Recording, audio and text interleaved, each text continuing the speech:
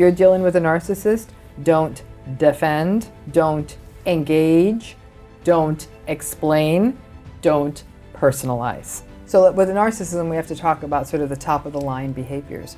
And those are, let's view narcissism as almost like this inner core, okay? And the inner core of narcissism is this variable empathy, usually a lack of empathy, entitlement, grandiosity, validation seeking, a sense of envy for other people or the assumption that other people envy them, the inability to regulate their anger when they're frustrated, disappointed, or stressed, a sense of shame. So if anyone points out a flaw in them, they tend to react with rage, a reactive sensitivity to criticism. So if anyone points out anything, they come at them. Blame shifting and responsibility shifting. So they blame other people for what is actually their responsibility. They're very controlling, very egocentric. Everything is about them. Everything is self-serving. Insecure. Very deeply insecure, lots of feelings of inadequacy, but those are all sort of pushed down. All of these things I'm talking about, the entitlement and all the rest of it, it's like a suit of armor that protects that inner core of inadequacy so nobody ever sees it. If I'm walking around telling you I'm all that, well, then I can't be inadequate, right? And if I got a big fancy car and a big fancy house and a big fancy person on my arm, then I'm all that, right? So with narcissism, we have to talk about sort of the top of the line behaviors. And those are presentations: charm, charisma, confidence, curiosity. And they also Can you have those things and not be narcissist? You can. Because I'm a very curious person. I care, I'm like... So here's where it gets interesting, right? Is you can be curious. And when you can find an empathic, charismatic person, behold them. They are the unicorns of the human being. Like someone you really who's are confident like and when caring. I meet the confident, charismatic, empathic, kind, respectful, humble person. It's a unicorn. I'm like, okay, everyone. And I can tell you it doesn't happen often. And I'm usually like, I look goo eyes because I'm thinking, and then of course I'm poking at it. I'm like, no, I'm gonna find what's wrong with it. Every so often I find it, and I'm like, it hasn't happened often. It hasn't happened often. But here's the thing: the charm, the charisma, the confidence, the curiosity. There's also comfort that they also offer. It's like they'll often feel like they're rescuers, and I can take care of it all. They'll be very generous up front. Right. It's all a front game, right? Yeah. So what happens then? The curtain comes down across all your common sense, and you miss the little things. Yeah. And if you either you miss the lack of empathy and the anger and the rage and all the other stuff, or you justify it. He's got a big job, or she's really stressed, or she doesn't mean that, or that's just their culture. I was reading an article by a linguist recently, and the linguist was talking about how people talk over each other in certain cultures, right? And they were using that as a way to rationalize interrupting. And there's interrupting and there's interrupting. Narcissistic interrupting is not only, it's contemptuous interrupting. What's that mean, like dismissive interrupting? It's dismissive, okay, all right. You're talking, and then I not only cut in, but it's basically like, your point of view doesn't matter, or you're an idiot. You're an idiot. I know what's really, Yeah. Okay, so you shared some of these signs of malignant narcissism. No, that's okay. So let's go back to the core. Core. So we got the core of lack of empathy, all that stuff I talked about. Entitlement, yes. Yes. Now the problem with narcissism is there's subtypes. Oh my gosh. Not all narcissists are created. We really do need a whiteboard in here. That's crazy. I'd be writing notes up there, because what we have then is the classical narcissist, the sort of 57 Chevy of narcissism, is the grandiose narcissist. It is the big, charming, confident, I'm the one, I'm the best, no insight, very little empathy, kind of, but very big salesperson-y. That's the grandiose narcissist. Wow. But then when we talk about the malignant narcissist, again, we have all that stuff, lack of empathy and all that other stuff, but they are more menacing, they are more controlling, they're a little bit more scary, they're sadistic, they're paranoid. What if they have both of those things? Usually they can. And that's a horrific combination, Because then that person's real charming on the front end, and then once you cross the threshold and walk all the way in with them, now you're dealing with their malignant, manipulative, scary, and when we see when we see malignant narcissism, we're seeing people who are often they're more likely to be aggressive, to be violent, to be abusive, to isolate people from ever being able to get help, from being abusive in the workplace. We hear these big, awful workplace abuse stories, especially a lot in the Me Too era. A lot of those folks are malignant narcissists. Right. Mm-hmm. So what happens if you're with a narcissist? You maybe it's been a year, you've been dating someone, or your boss didn't seem like it at the beginning, but then you're figuring out, check, they've got a lot of these things. But the first 6 months seemed great, or it seemed like it was amazing, but now we're seeing the curtain, pull back, and some of these things are coming out, and we're not feeling good about the relationship that we're in, whether it's a working relationship, a friendship, an intimate relationship. We've spotted it. Yep. What I'm hearing you say is there's really no way to change a narcissist. No. So trying to change them is not going to happen. No, it's a fool's errand. So does it mean we just pretty much have to rip the cord and rip the Band-Aid and get out? Or how do we life's navigate? Not that simple. Yeah. Right? We can't walk away from all relationships. People can't just quit their jobs. Yeah. Let's say a person starts figuring this out 5 years in a relationship and they're married and they have children. Kids. Oh. What if it's their family of origin and they're like, I've done my homework and this is actually my parent or my sibling. People say, well, I don't know that I'm willing to cut off from my entire family. So I'm not going to sit here and tell people that, you just got to always go. In fact, my first book on the topic of narcissism is called Should I Stay or Should I Go? Surviving a Relationship with a Narcissist. And I wrote it from that point of view because it's too simplistic to say, well, get up and go. Like you said, rip off the Band-Aid. So and neither path is easy, but in an ideal world, I will be frank with you, and there's actually an interesting group in Israel that's has gathered some data on this, on narcissistic abuse, and they've found that the thing that works best in dealing with a narcissistic relationship that resulted in the best outcomes was going no contact, like having no contact with them. Completely blocking, cutting off. Done.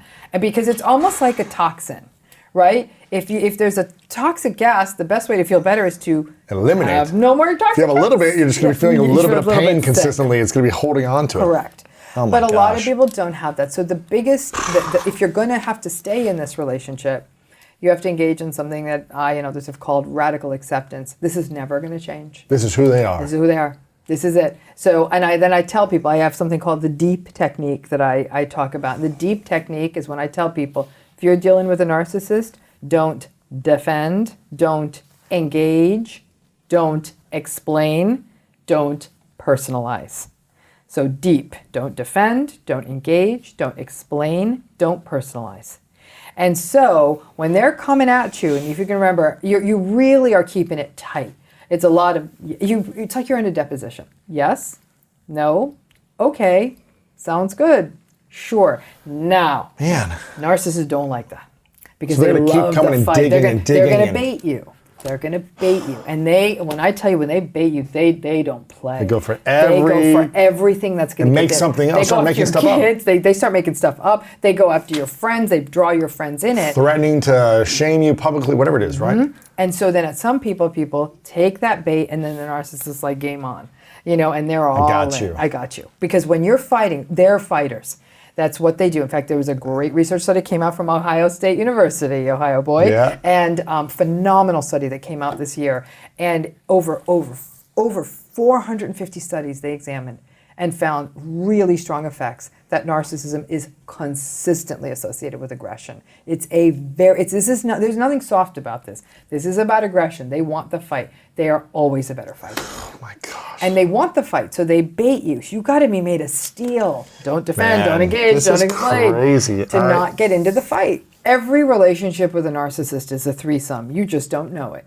Because they always need that third person in the relationship, whether it's someone gave me the number or someone's noticing me. This person DM'd me or this person's hitting on me. They're always trying to, they're always trying to create that sense of intrigue or the idea that somebody is more into them or they're Or again, it's often them creating the jealousy, or they be incredibly jealous of their partners. Oh, there's a difference so between jealous jealousy of and pathological jealousy. What's the There's difference? two different things. What's the Okay, difference? so jealousy is normal.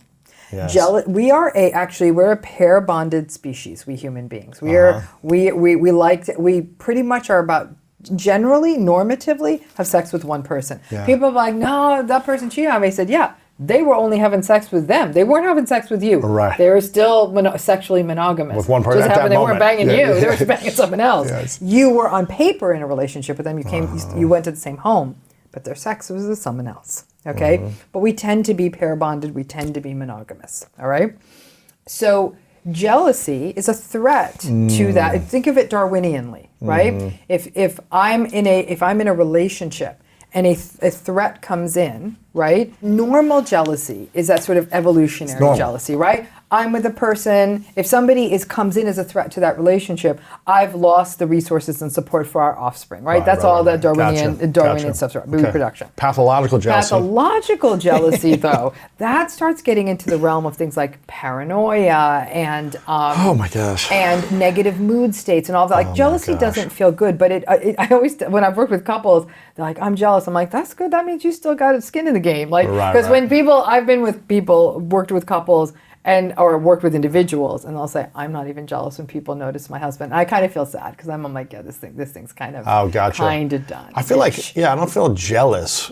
I feel like I trust the person I'm with. But that's what we're talking about, pathological jealousy, right? So I think of my partner. Ironically, on my drive here, he was talking about something and about this woman who I knew we were going to see who had hit on him. And this dude is so loyal; it levels it to a whole new level. And I remember thinking in the drive, I'm like, I got that little funny thing in my tummy. Okay. And I'm like, he doesn't even live in this country. And so I'm thinking, and I was like, that's good. That's good that I'm still feeling I still got a dog in the fight. But it doesn't mean you're like, for days, letting it stress you out and like talking to them about it. Only because we're talking about it here. Yeah, of course, yeah.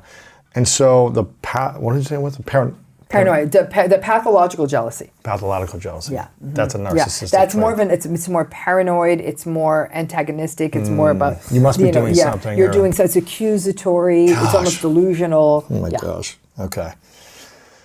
What would you say again are the main causes? What are the main things that happen to cause someone to become a narcissist? Is it all trauma based? It's partly trauma. It's also that temperament. It is chaos in the early environment. Yes. It's lack of secure attachment. It's overvaluation of the child. Gotcha. Basically, the child can do no wrong, and they're so wonderful. I mean, it's interesting. We're about to see something fascinating happen, and I don't know how it's going to go down. We're about to see, because Facebook's coming up on 20 years soon, right?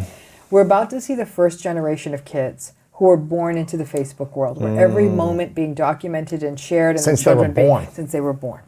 This is the first time we're going to be seeing this. So I bless the people out there who are going to start collecting this data, because we now have, you're going to see what happens if you were, because I had kids way before this, so I did not, the only people who saw their pictures were the people I actually friends and family. Put them in an envelope, mailed a picture kind of thing. Or came over to the house and looked at the actual baby. But this is a whole new game for kids who's basically were accessories to their parents' lives. Like, look at my child this, look at my child this, look at my child this. Every day there's a new picture. So do you think it's okay to share some of your family life on social media and some of your children's, special moments? Or do you think we should be protecting our kids at all costs and never show their face, never show anything until they're, 10 or 12? It's a super interesting area. There's some actually really interesting thinking and writing about this, which is these children aren't consenting to this. Are these children consenting to you showing them have a meltdown? Or, we see all these silly child videos, and sometimes I kind of feel a little sadness because these things stay evergreen. They didn't agree to that. And as much as we say, oh no, it's so cute, they didn't consent. It's a vulnerability, right? So I know some folks in the developmental sphere of psychology saying, oh, this may not be entirely cool. Yeah, they're not agreeing. What happens when the kid's 23 and they start going back and seeing all these things that their mom or dad posted, and they're like, that's not really cool. I wish you wouldn't have done that to me. But it goes beyond that, because even when the child is young, there's this sense of things are constantly being done to them without them agreeing to it. Posing and put these clothes on and do this and let's post you. Yeah, in a public way. And then the child also gets this sense of their utility, their importance to their parents is their social media persona. You look so pretty in your dress. You look so cute in your costume. Like you're wondering, are you costuming your child for Halloween for you or for them? Or for the validation online. Yes, exactly. For the validation likes the parent and is getting. Yes, exactly. And that's tough because I have friends who never show their kids stuff, and then I have friends who do show their kids.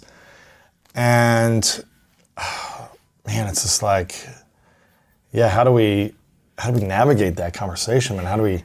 I think we're building this airplane in the sky. Oh man! And so the challenge becomes then that I would say it's a balancing act between parents talking to each other, both parents, but also I think there's a larger issue of how much is the child feeling that they're valued, validated for being the kid who poses in social media, right? Because what does every child want? They want their parents' love. And attention. All they want is their parents' love and attention. Yeah. So if they start to recognize that if I'm looking good on social media and mommy's getting validated, then they'll put on the weird thing they want her to wear or do the thing that she wants them to do. But what's not happening is that their interests, what they value, may not be cultivated, or everything's a photo op.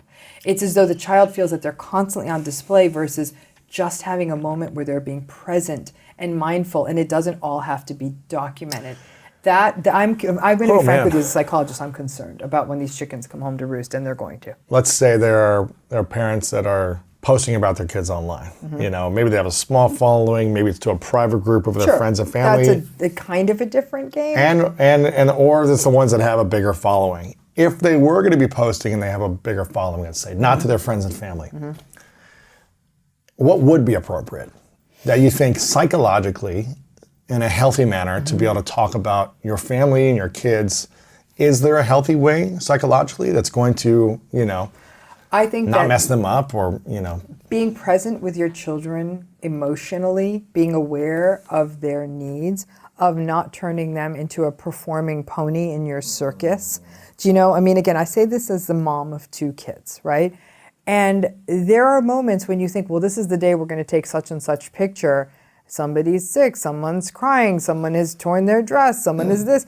And if you get angry at them because they've ruined your finely laid plans, that child then starts getting that conditional sense of, I'm only about this person's finely laid plans. Listen, we all do it. We all screw up. We all do that conditionality to our kids. It's almost impossible to not. It's how quickly we catch ourselves and say, that's not what they want. We're going to Disneyland because they want to go to Disneyland. We're going to the parks. They want to go to the park, not because what a great day for a photo op. Like I've been on vacation and I've watched families like literally screaming, we need this for the Christmas card. No way. And I'm like, oh my God. Pay attention, look here. Let them just splash and be sandy and muddy. They're at the beach. And it's that kind of obsessive zeal because all of that social comparison of people wanting to put out the false self. And what is narcissism but perfect. The false self? Narcissism is the false self. Yeah. It's a mask. It's always a mask because it's the mask of what they think the world wants, the world wants them to look, which is why more and more people are looking the same. They're getting the same cosmetic procedures. They have the same bodies. They're driving the same cars. They're really sort of shills for this sort of artificial mask. That's a narcissist's game. Narcissism is the opposite of authenticity. It's so interesting because 4 years ago I wrote a book called The Mask of Masculinity, which is about. Interesting. And I interviewed a lot of psychologists and experts on these kind of personality traits and these masks that men wear.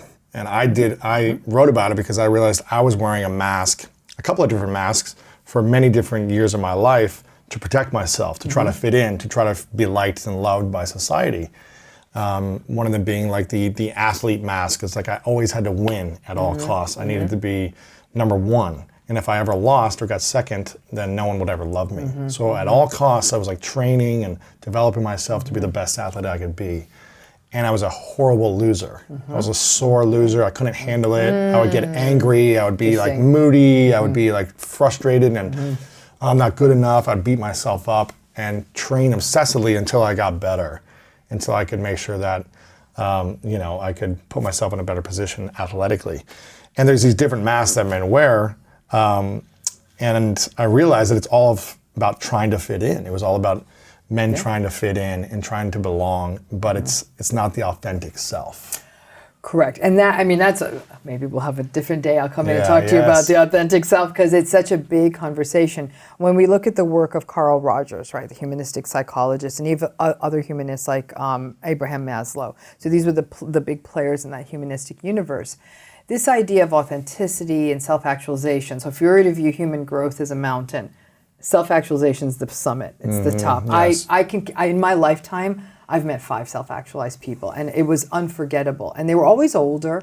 I think it's hard to self-actualize when you're younger, and they were deeply authentic. I mean, like you did feel like you were in the face of greatness with them, but some of them were ordinary. Like one was a man who was he was an auto mechanic in Johannesburg. And I was like, I am in the presence of absolute greatness right now. What did that feel like? What was the experience? Absolute serenity. I felt at one with him, at one with the situation. I felt more calmed down. I felt like I could keep listening to him. This was a man with almost no education, who, again, he fixed cars in Johannesburg, and actually not in the nicest of surroundings. And he was joy, like he was just human joy. And it's not because he was laughing, but he was so proud of and anyone looking at it, like, there's not a lot happening here, but it was this genuine, authentic, like, please come look at my beautiful space, this is my life. And the other person I met who was same thing, joy, and that man, the Johannesburg man, I'm still not in touch with, but this other man I am. And he is somebody who had a moment in his life and he decided to devote his life to children and families living in poverty in India. And I worked with a school he was working with in India. And I remember sitting with him. We were kind of sitting next to an open sewer, and it smelled like an open sewer. He's just chilling. And I'm like, I could have sat there all day. And it was hot, and there were flies. It was uncomfortable, and he was magnificent. And and it wasn't just, the mechanic guy wasn't out there saving the world. He was fixing cars. This guy happened to be doing something for a very small community in this village in India, right? In service, But he was in service. The other one was not. But there was such a congruence between who they were as human beings and how they conducted themselves and how they were in the world. There was no sense of someone has more, I want what they have, someone's got it better, why is that happening? How come they got their turn first? And I remember when I think about them, I have the photograph of the gentleman from Johannesburg, this other man I'm still in touch with, and I need that to sort of try to get myself recalibrated to my center. But again, the opposite of narcissism, no mask whatsoever. They were just in themselves. Fully like, what authentic. a life. Like, what a gorgeous life. Before the interview continues, if you feel like you're not living your most authentic life, not leaning into your purpose, and not living the life that your future self would be extremely proud of, I've written a new book called The Greatness Mindset, and I think you're gonna love this. Through powerful stories, science-backed strategies, and step-by-step guidance, The Greatness Mindset will help you overcome all the different challenges in your life to design the life of your dreams and then turn it into your reality. Make sure to click the link below in the description to get your copy today. Okay, let's get back to this video. What would be, in your mind, the key things that an individual should really focus on seeing or experiencing from the person that they want to date before they say, I want to get committed and exclusive with you? Not before marriage, but just, okay, I feel comfortable enough to be an exclusive, committed relationship with you. What are those key things you would need to see or experience to make sure you feel comfortable taking that step? Watch how they respond to stress or frustration. If you only had one thing you can do, it's that. Because that's the test, right? Do they become really dysregulated, impulsive, say really awful things, and then, I was just really stressed out. No. Because if they did it, they're always going to do that because they're on their best behavior in this early dating relationship. They'll do it worse in the future. How are they handling themselves in a traffic jam? How do they handle themselves when you get to the restaurant and they say, oh, we've lost your reservation? Because you really are looking for the person who says, you know what, you up for fast food? Because there's a place across the street. And you know what, it could be the dinner where you fall in love with that person over your, over your French cheeseburgers. Fries and burger, yeah. Exactly. And so, but if that person makes it, do you know who I am? Oh, let me tell you, Yelp review, blah, blah, blah. You're going to be sorry, blah, blah, blah. No, I mean, and I think those situations manifest pretty early on. And the trick is because everything else is sort of new and sparkly and fun, people want to say, oh, they just had a bad day. They have bad days all the time. I would say that's your, especially that early in the game, that's First your few months. a runaway kind of, or not even runaway to say, yeah, just sort of slowly start distancing. Some people need to see 2 of those events. Okay, so great, you'll get your second soon enough. And so I would say that's a big one. I think other things you want to look at are things like are around equity, equitability, and balance in the relationship. How often are you knocking yourself out for them? So in other words, you're shaping your schedule to them. You're shaping your preferences to them. You're giving up things for them. And yet they still make it sound like you give up maybe I don't know, you're invited to a old friend's birthday party, and it's going to be a girls' night out, and they doubt your commitment, like, oh, really, it's your friends instead of me, and then you end up canceling on the friends, and you go out with them, and they'll say, isn't this so much more fun? So they make it seem like your sacrifice was actually good for you. That's something else you could see early in the game. You know, and especially narcissistic people do tend to like to control the narrative. So there will be some isolating happening. If you feel that you're not, you don't feel comfortable saying, I'm going to go see my friends, or, you know, I want to spend time alone with my sister, or something like that, and they pathologize that, especially when it's early. This is sort of a process for you. And if they're trying to annex all of your time, that's a sign too that you need to pay attention to. Yeah, if they're trying to take you from your friends and family. But sometimes it's not even that obvious. It's more of a, why can't I come? Or they doubt your commitment. And so it's not as like, you're not seeing your friends. It's, you know, you spend a lot of time with your friends. Like, you know, maybe this just isn't the right time in your life for a relationship. Wow. I get that, I got that. So they play that game. And then you're thinking, no, I'm kind of really into this person. So they're not angry at you, but they're doing it in a covert way. Yeah. Mm-hmm. They doubt your commitment. And because people want to prove their commitment, right? And they know, I'm really committed to this. Okay, you know, I find it interesting that on a Saturday night, that's what you chose, even though you've told them weeks ago, and then you give in. So look out for those 2 things. Mm-hmm. It's interesting because every time you say something like this, I'm reminded of the past of like, okay, all these stressful situations. But with Martha, I talk a lot about Martha on the show because she's been amazing for me. But with Martha, we had an experience where we went on a trip within the first month, right, of kind of knowing each other and dating. And we were supposed to go to Vegas, and we had flights booked, but for whatever reason, all the flights that day got canceled, and we couldn't get there for the event. We were going to see an event until the next morning on the flight, and we were going to miss it. Mm-hmm. And so I'm coming to her, kind of bringing a little bit of this PTSD remnants of hope she's going to be okay. You know, is she going to be upset? The flights, this. And I bring in and say, hey, the flights are not, happening. We could try to take a later flight, but we may not make it in time for the event. What do you want to do? Let's just drive. Yeah, I was going to say, if this girl's got it going on, she would offer to drive. Oh, it's no worries. Let's just drive. Where I was so used to people being like, well, I need first class, and I needed this, and this kind of don't you know who I am type of mentality. Yep. She was like, you want to drive? Kind of fun with it. And I was like, you sure you're okay with that? And she was like, yeah, let's go. And I was like, cool, let's jump. So we jumped, we just grabbed our bags, we packed, we went in, and we drove, and it had the most incredible 5-hour drive. There was traffic, and it was on a Friday night, and it was whatever, stressful, but we had so much fun. I was like, this girl's got something. Yep.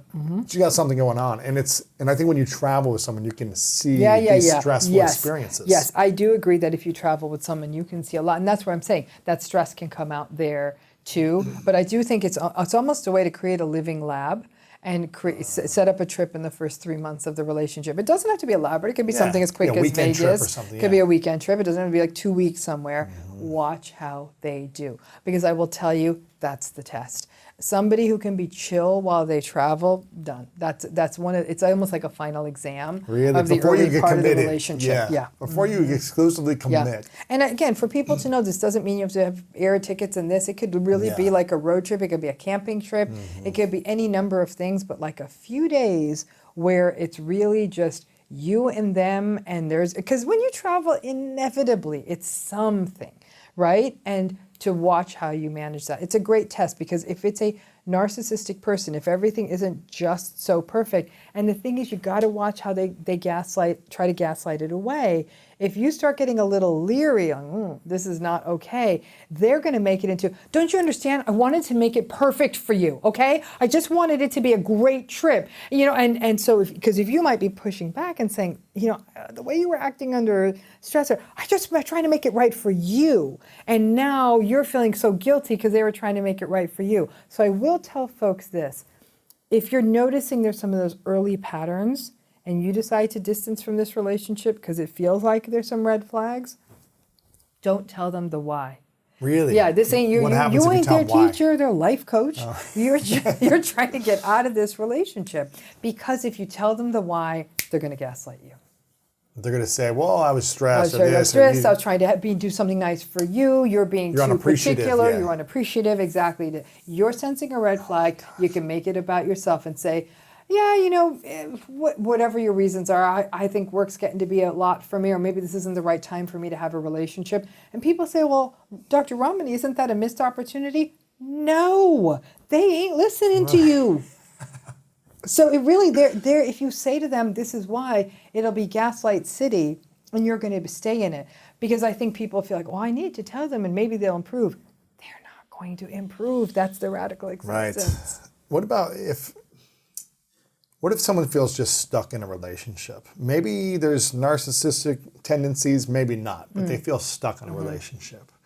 What's a good conversation that someone should have with their partner to evaluate where it's at and how they can get unstuck, whether there's narcissism or not? What's what's your opinions on that? I mean, it's a different scenario, right? Because I think in a narcissistic relationship, you're working for survival. Right, so you may not even, I have to tell you, people in narcissistic relationships may not initially feel stuck. They may be like, okay, it's like the MacGyver of relationship situations. Like, what kind of duct tape do I need to use to fix this thing, right? So you're doing. Where people feel stuck in a narcissistic relationship is when they get in too deep. Share a place, kids, marriage. That's where the stuckness happens, because I think by and large, and then honestly, there's one big interesting thing with narcissistic relationships is the fear that the narcissist is going to change for the next person. Oh, because there's a lot of stuff they like about that person. Like, they're really attracted to them. They have great sex with them. They're charismatic. They have shared interests. People love them. They've got a really amazing career, job, talented, status, whatever it may be. There's a lot of magnetic qualities. And so that idea that the new person is going to get Mr. Magnetic is actually really overwhelming. But in the sense of stuckness, it's an interesting issue, and it's something I've encountered even with couples I've done therapy with.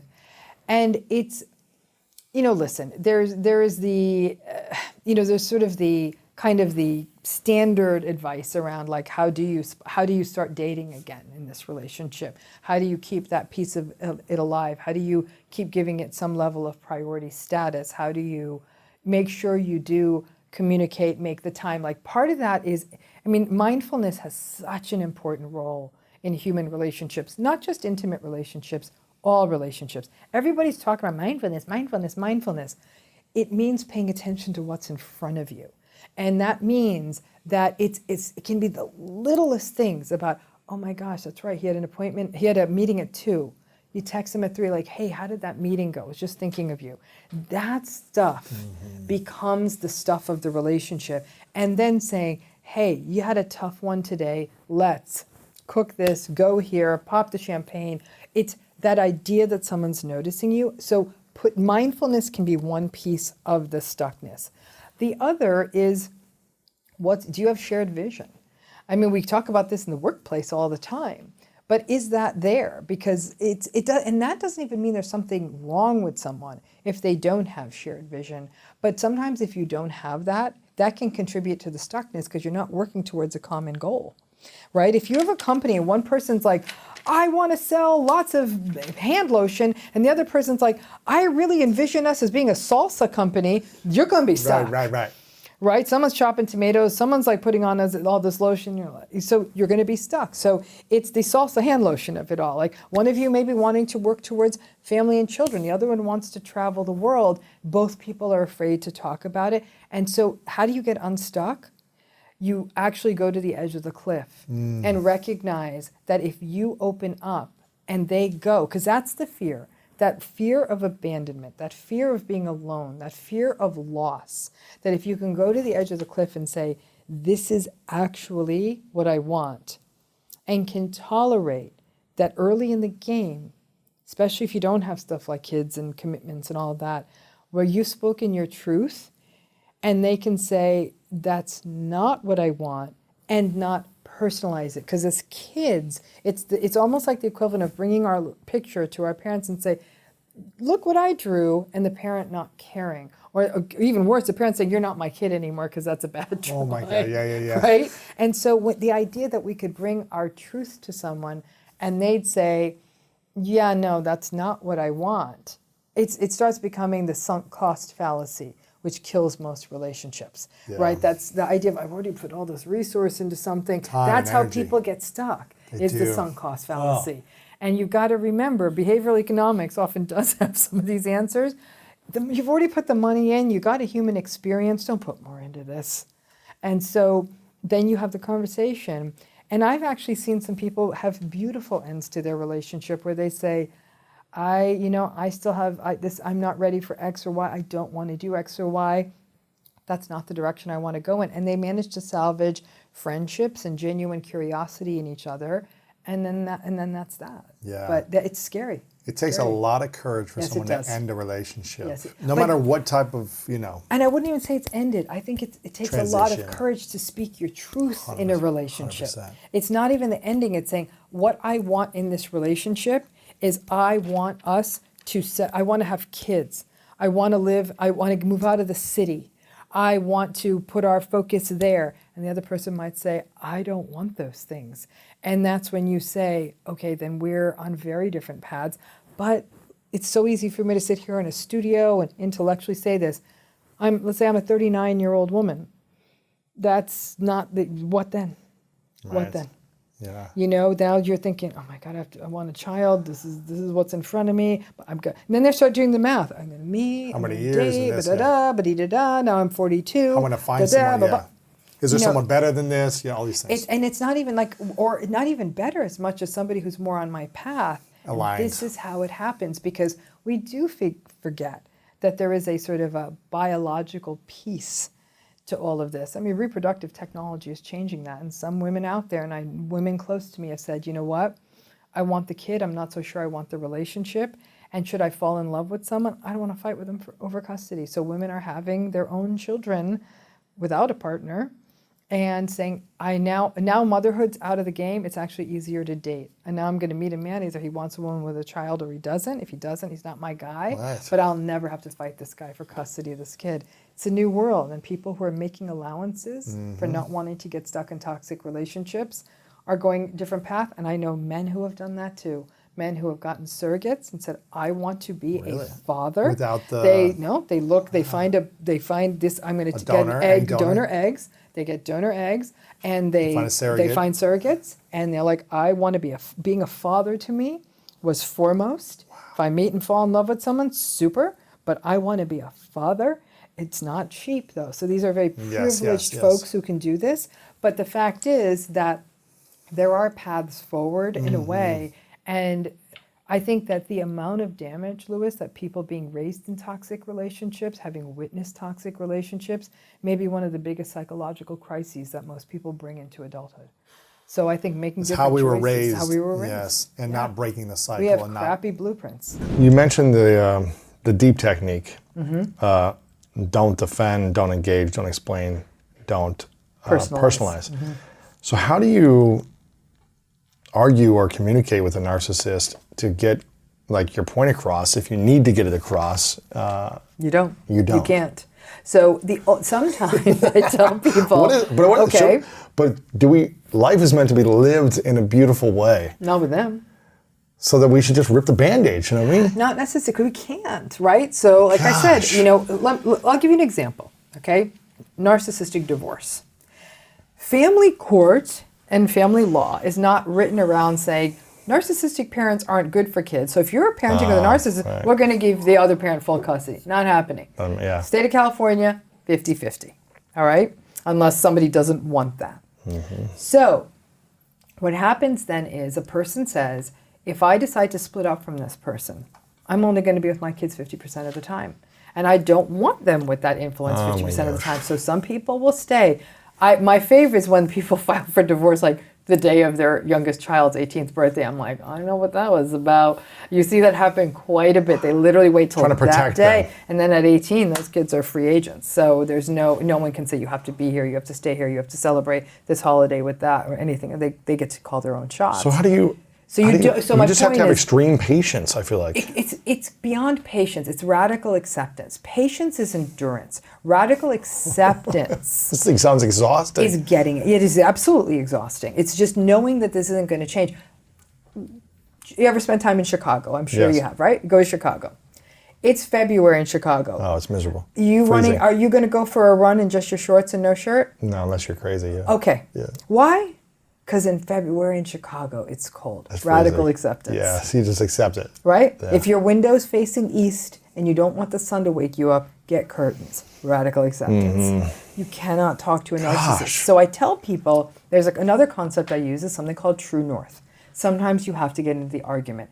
True north are those things that you're going to fight for because they're important to your core values, so who you are. For some folks, it's their kids. For some people, it may be a cause they believe in or a belief they have, or they will not listen to, prejudicial language. True North gets activated, and they'll say, I'm taking the fight.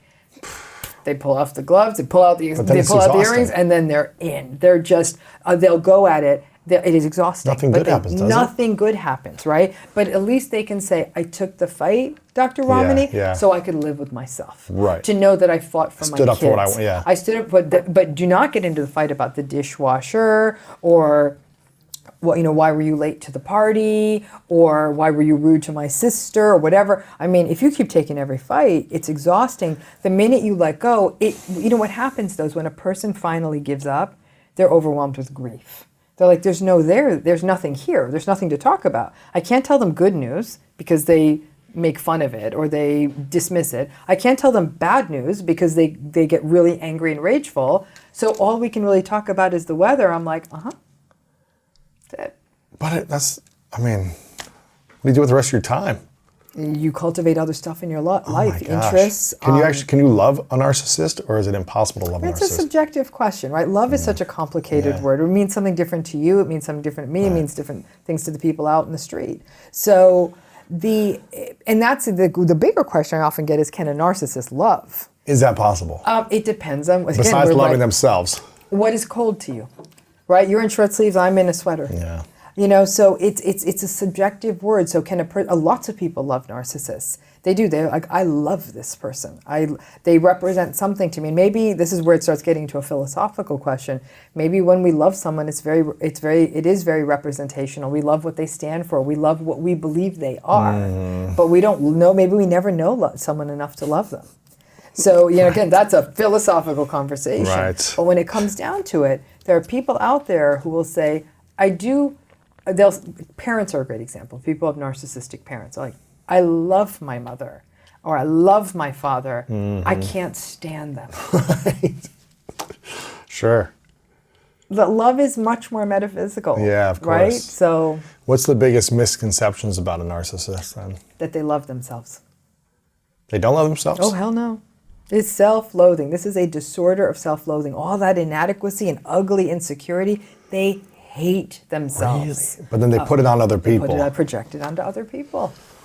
You're a horrible, lying, disgusting person. You make me sick. Oh my gosh. They're talking about themselves. Oh my gosh. Sometimes you just want to give them a hug. So narcissists are miserable. They're miserable. Miserable.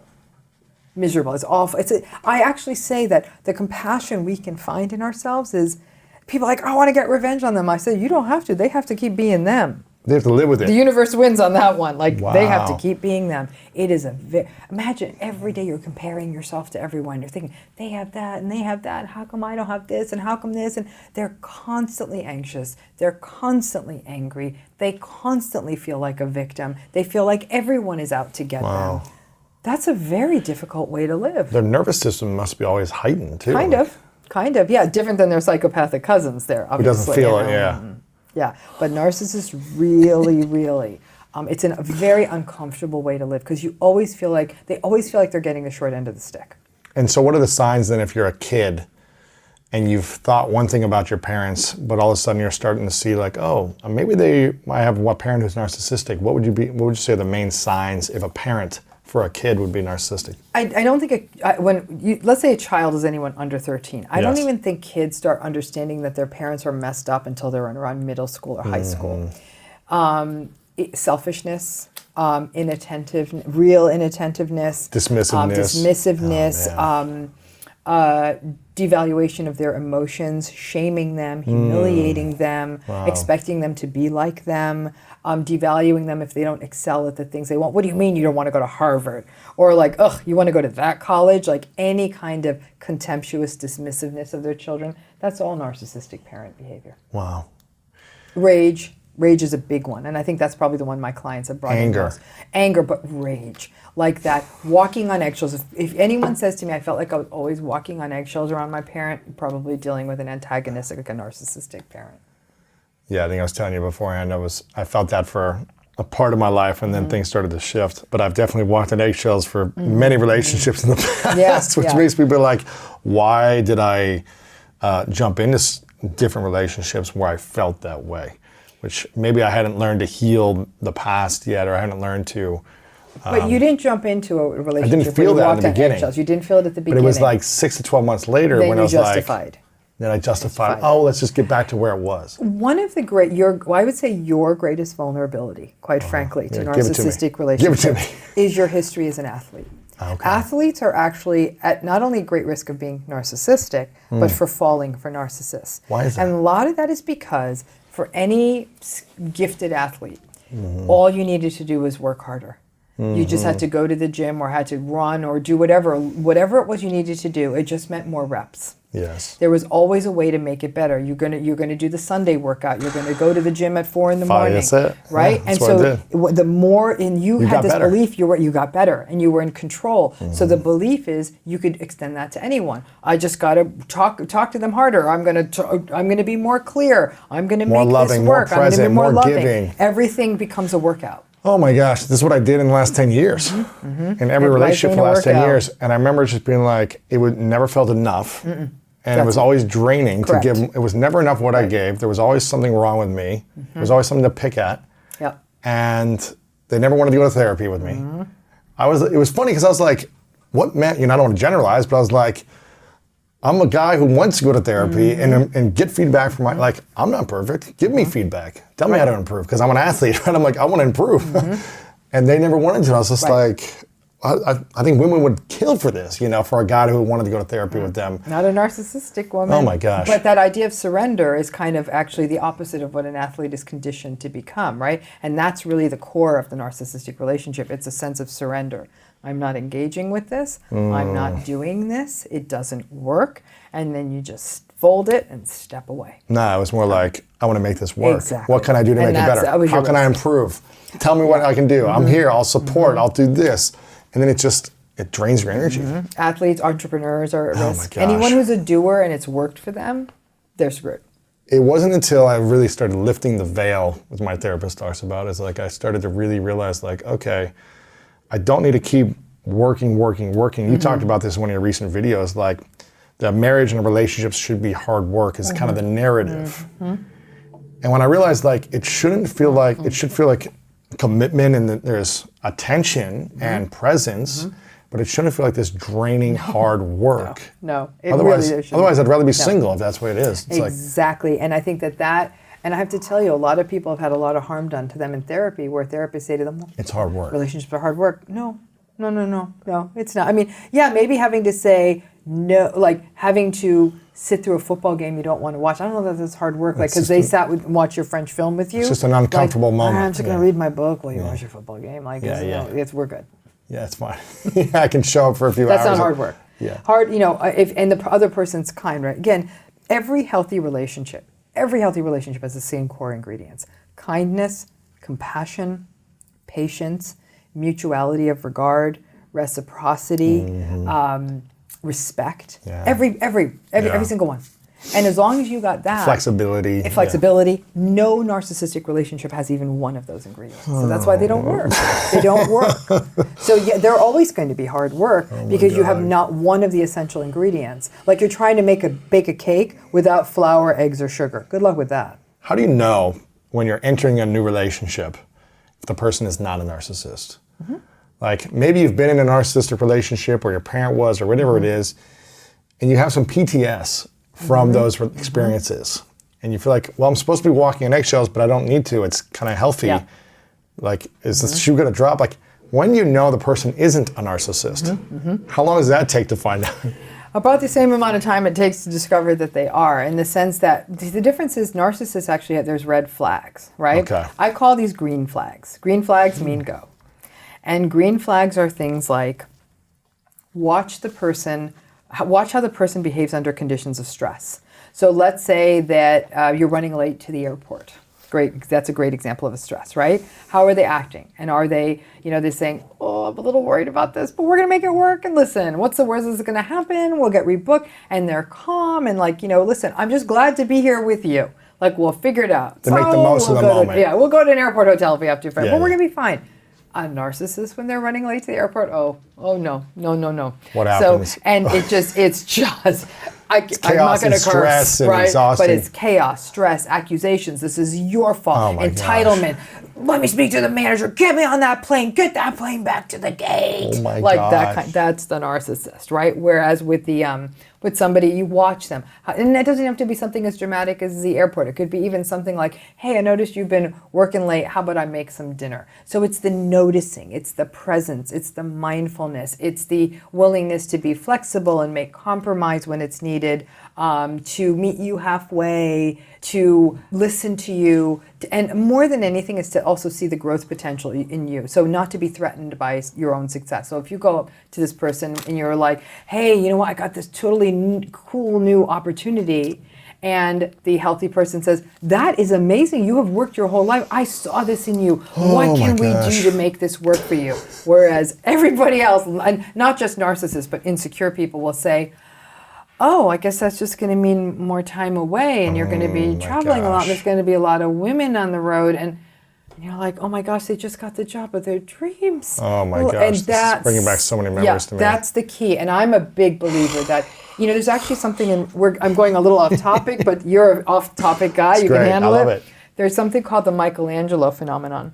One person in the relationship sees the absolute potential in the other in such a way that they say, what do we need to do to get you to your dream? Like, should we take a second on the house? Should we cut back? Should we move closer in? Like, because I see, or it could be as simple as they eat a cake that their partner made and said, okay, this is the best cake I've ever had. Have you ever thought of making this into a business? Or a partner of yours might have said, you ask the most amazing questions. You need a podcast. Yeah. Like, it's seeing that something bigger in the person. That's a good thing. That's the Michelangelo phenomenon. That's everything. That's a good thing. It's the best thing. And very few relationships get that. Because what you got to do is that person who's saying, go be your best you, is secure enough to say, I'm not going to lose you. Right. Like, I see all the good in you. Yeah. And I want the best for you. And I want the best for you, and I believe in you, and I'm here with you. And that might even mean the person encouraging you might have to make sacrifice. Things like, I know that you're going to have to go take this course for 6 months, and I may not see you, and that's okay, because this is our future together. That's the Michelangelo phenomenon. Ever happened. What's the opposite Narcissistic of relationship. For people who have ended relationships with a narcissist or narcissistic personalities,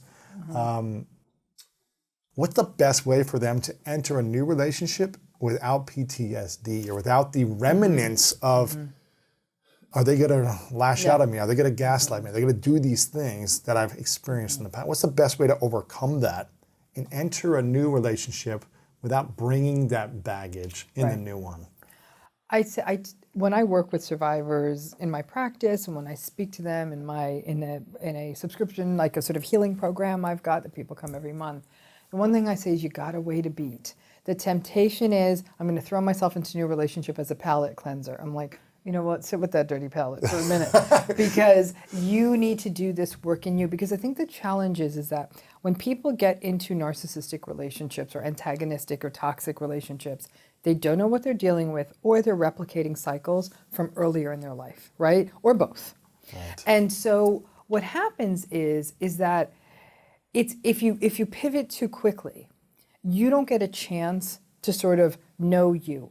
A narcissistic relationship does such a number on you. You have now been living in someone else's reality, right? If people forget, like, do I like pepperoni pizza? Or do I enjoy this TV show? Or what temperature do I want the house at? Like, you literally lose sight of your own subjective sense of who you are. You lose sense of reality and your own perception of things. You just lose it all because you literally have been living in psychological servitude to this other person. So I tell people, listen, my gold standard is a year. Give yourself a year, which I know is not a short period of time. And I'm like, you know what? Take care of your own business, but a year. I understand that feels like a long time, but here's the thing.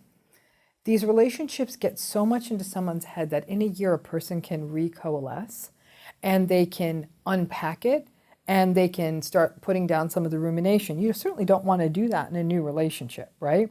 You don't want to bring that. You don't want to bring that in. And you can also learn what you like, what you don't like, so that when somebody encroaches on that and says, they say something contemptuous, is, ugh, who eats that? And say, okay, this is not okay. I'm not doing this again. You can start recognizing those patterns of what just doesn't feel right. But if you roll right into it, it's almost like a recreation of the old cycle. You need that separation.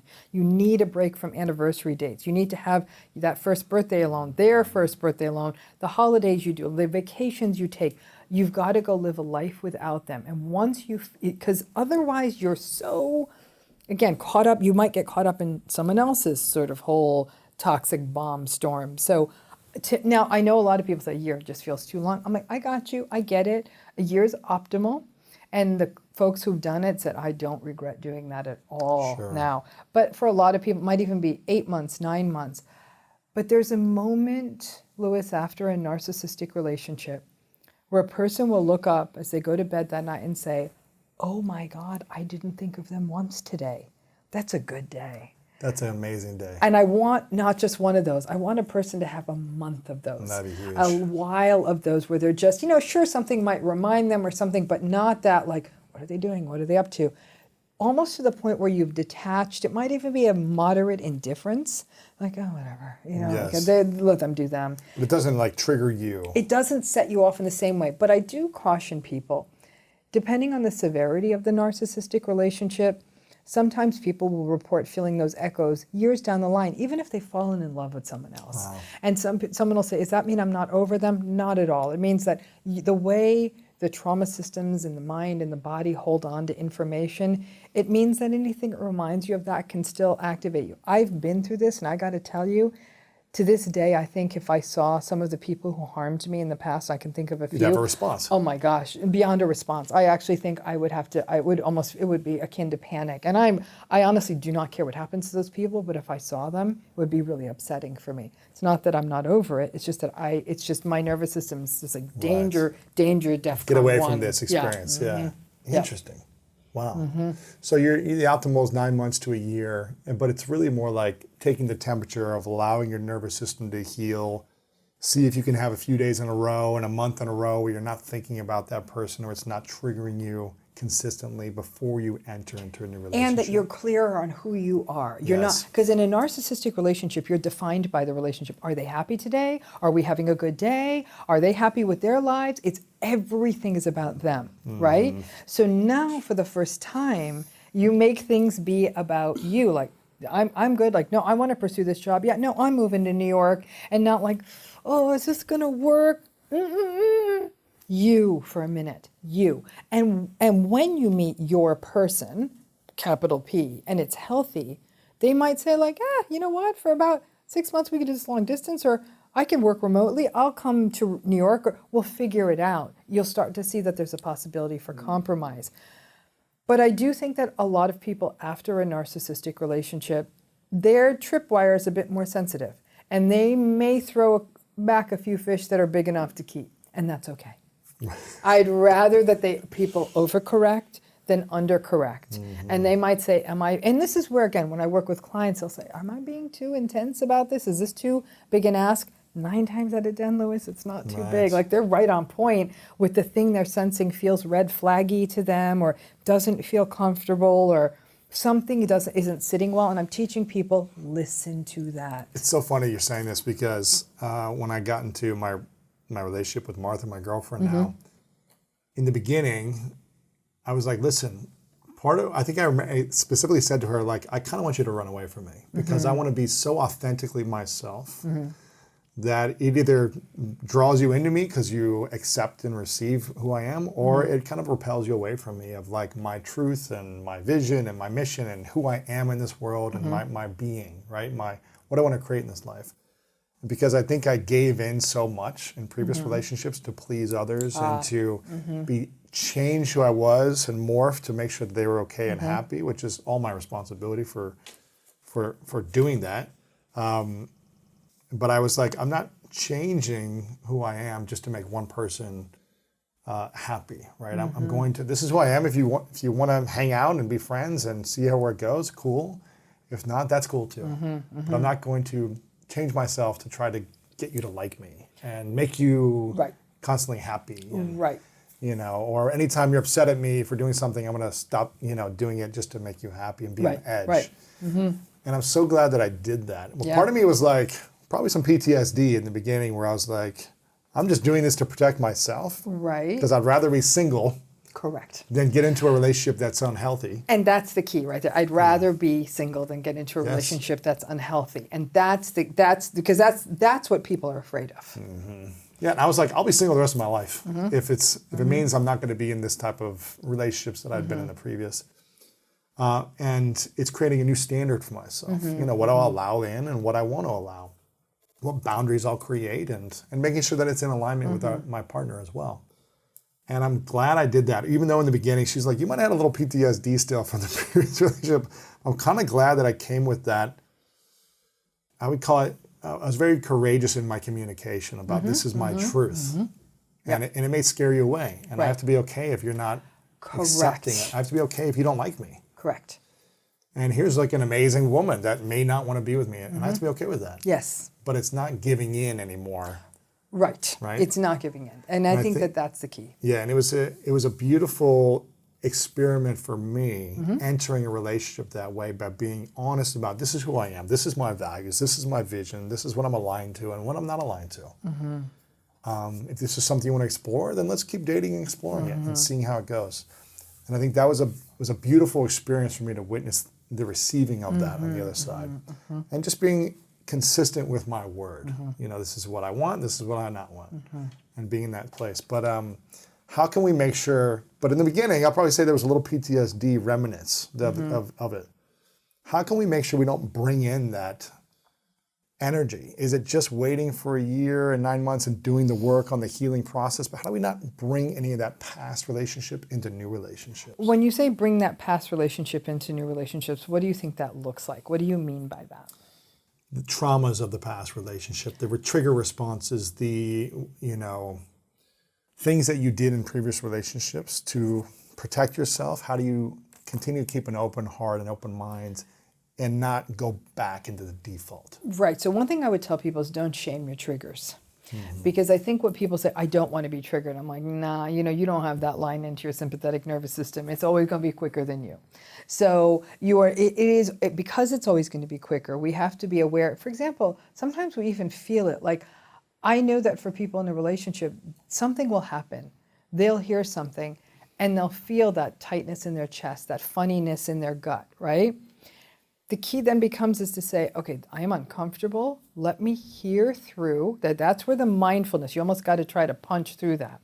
Let me be present with what they're saying. Even though, it's almost like trying to listen to someone in a noisy bar at that point. When you lean in, you're like, okay, I'm fully concentrating on what this person's saying because, it's chaos around me. But so that chaos, that sympathetic nervous system turning on is like the noise in a bar. So now you're really leaning in, you're looking at them. I know when I have that response, I literally watch their mouth because I'm like, okay, I can shape out the words, and it almost gives me a totally mindful space to watch them shape the words. It's almost like you can think of it in a movie when they go right to someone's mouth. And so now I'm really paying attention to what they're saying, because the danger of the trigger is that we don't hear. Right, so it's to be aware. Defense mode right away, we're right? just like we're in freeze mode. Our eyes become wide, the whole 9 yards. We feel that, and then we start to name it and say, I can feel that I'm getting activated like I did before. I've really got to listen. I'm not going to, because we can't. You're not going to turn that off. That's my point. Is that people say, I've got to wait till I can turn it off. I'm like, then you're going to be 117, and that's when you're going to start dating again. Which I'm sure you're going to be. There's a great dating pool, I'm sure, no doubt. But at that point of the other 117-year-olds, but no, you can't. Otherwise you're forever. Then you're living you're still living in service to that relationship. And the whole idea is to no longer live in service to your narcissistic relationship. To the past relationship. So the trigger then becomes, to me, triggers are communication. Your nervous system is saying, whoa, something dangerous is happening.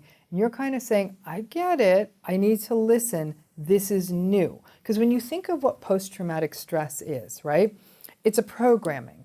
So if you use a classical example, I don't know, a person got into an accident on a particular stretch of the freeway, right? So they avoid that road, right? And let's say then one day the Uber driver takes that road and their heart is racing because that's almost been sort of imprinted in. But you know what? You go down that road enough times, you don't let the racing heart say, I can't go on this road, something terrible is going to happen. You say, okay, I'm going to tolerate this. Maybe you have someone in the car with you the first time. So you can't stop living, but you can also hear those triggers happening. And in the new relationship, give yourself permission to communicate, not say like, I'm being triggered and I think you're cheating on me. That might be a little heavy. And say, I need a minute. In my past, X and Y happened. So at these moments, I know it takes me a minute. It's hard for me. My trust was betrayed. So I'm going to need time to build that trust. I always say that in some ways, people coming out of narcissistic relationships are at an incredible advantage. Because if you can really be honest with yourself about saying, I'm going to ask for what I need, and if this person ain't going to give it, then maybe this isn't my person, and time is a big one. Narcissistic relationships are usually like this, fast, fast, fast, right? Let's do this. We're in love. This is the best thing ever. Let's move in. Let's do this. Let's go to Paris for 3 years. Like whatever kind of over-the-top stuff. But time is usually a way that people can build trust. You can see that there's a new way to respond. A loving, kind person will say, we're good. We're going to take this really, really slow if you need that. Because then that's telling you that this person's hearing you on one of many things you need someone in an intimate relationship to do. And maybe because I'm older, I think and say these things, is that, forgive me, this is going to sound so off color, but I'm just going to say it, is I call it the wiping test. I need you to look at this person, everyone's young and beautiful and dating.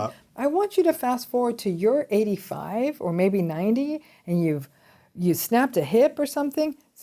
This person going to wipe your ass and be loving about it? And if the answer is yes, it's probably a keeper. Right. But if you think like this person's going to sneer or doesn't want to be in the hospital, no, not your person. And I know that, but if you're really thinking you're going to go the distance with this person, are they going to stay up all night with a kid who has diarrhea? Are they going to wipe your?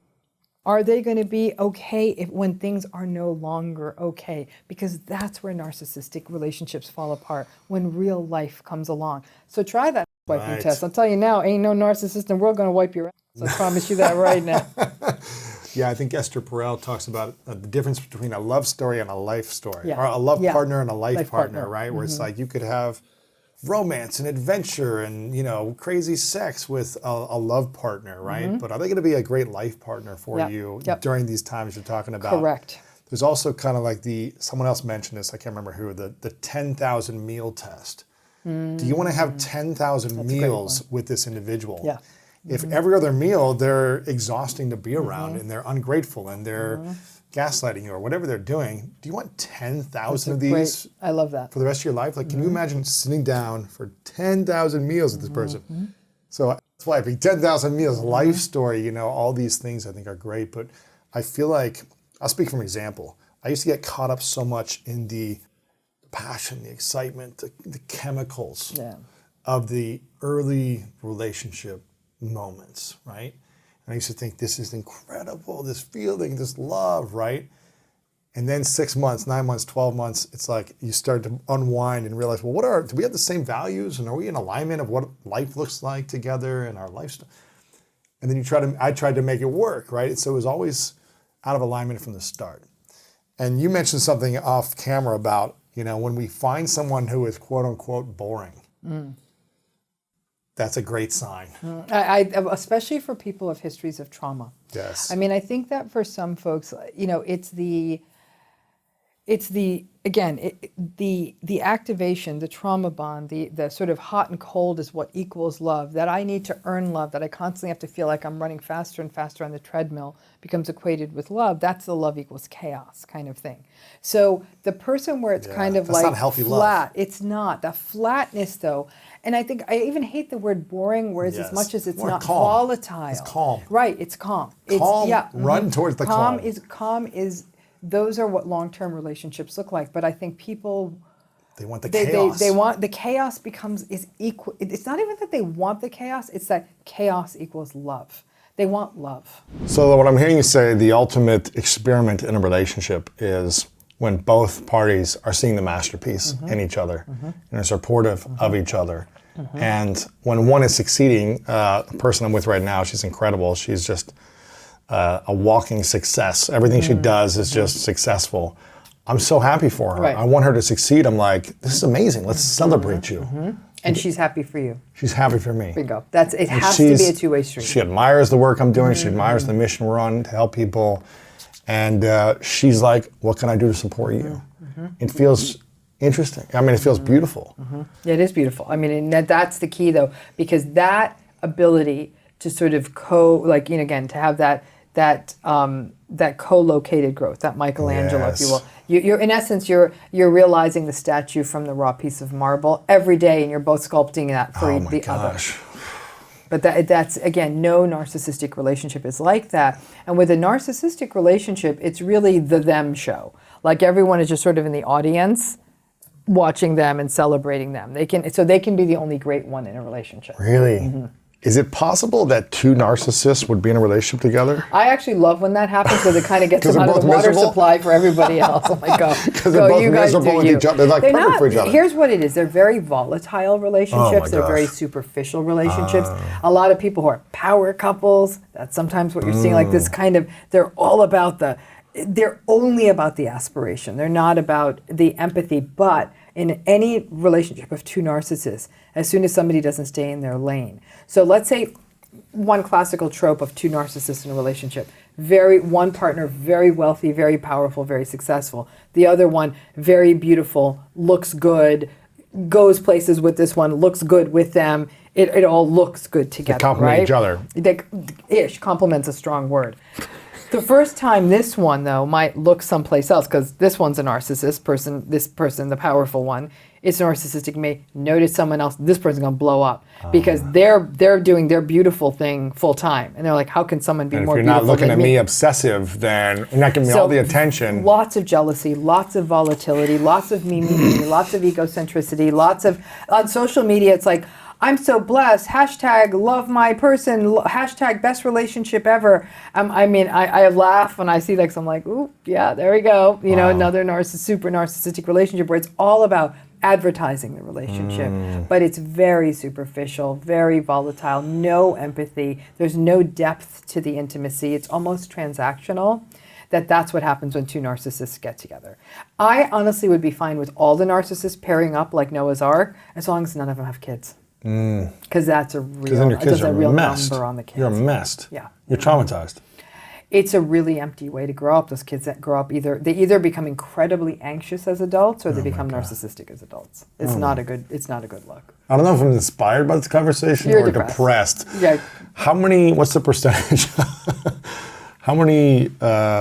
What's the percentage of people in the world who are narcissists? Do we have that even Okay, number? so here's where it gets interesting. So let's start with something we haven't talked about yet. So give me a way to talk about this.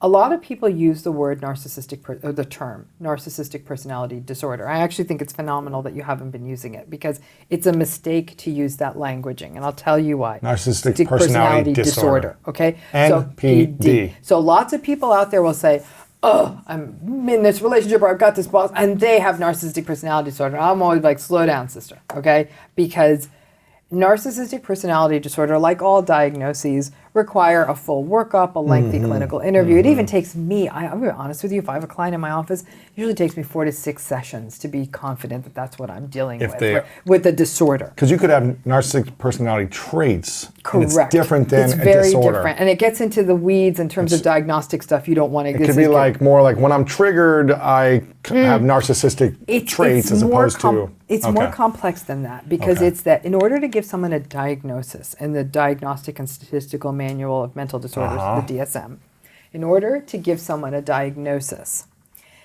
that person who's showing the symptoms has to either be uncomfortable themselves, like we call it subjective distress. So like depressed people are they're like, I'm miserable, I'm sad all the time, I can't get out of bed. That's subjective distress. Or they have to have something called social and occupational impairment, meaning that the symptoms are getting in the way of their lives in a way that they're aware of, right? It's causing problems for them.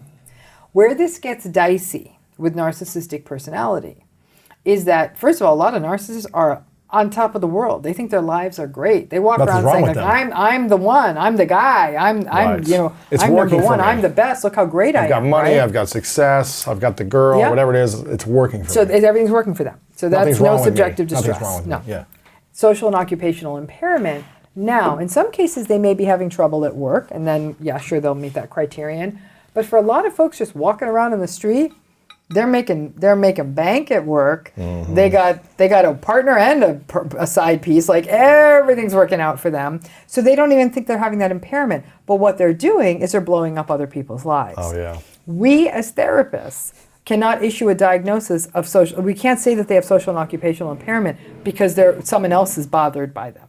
Make sense? Yeah. It has to be it has to be that the person is saying, I'm not going to work on time, or I got a DUI. Those are examples of social and occupational impairment or behavioral impairment.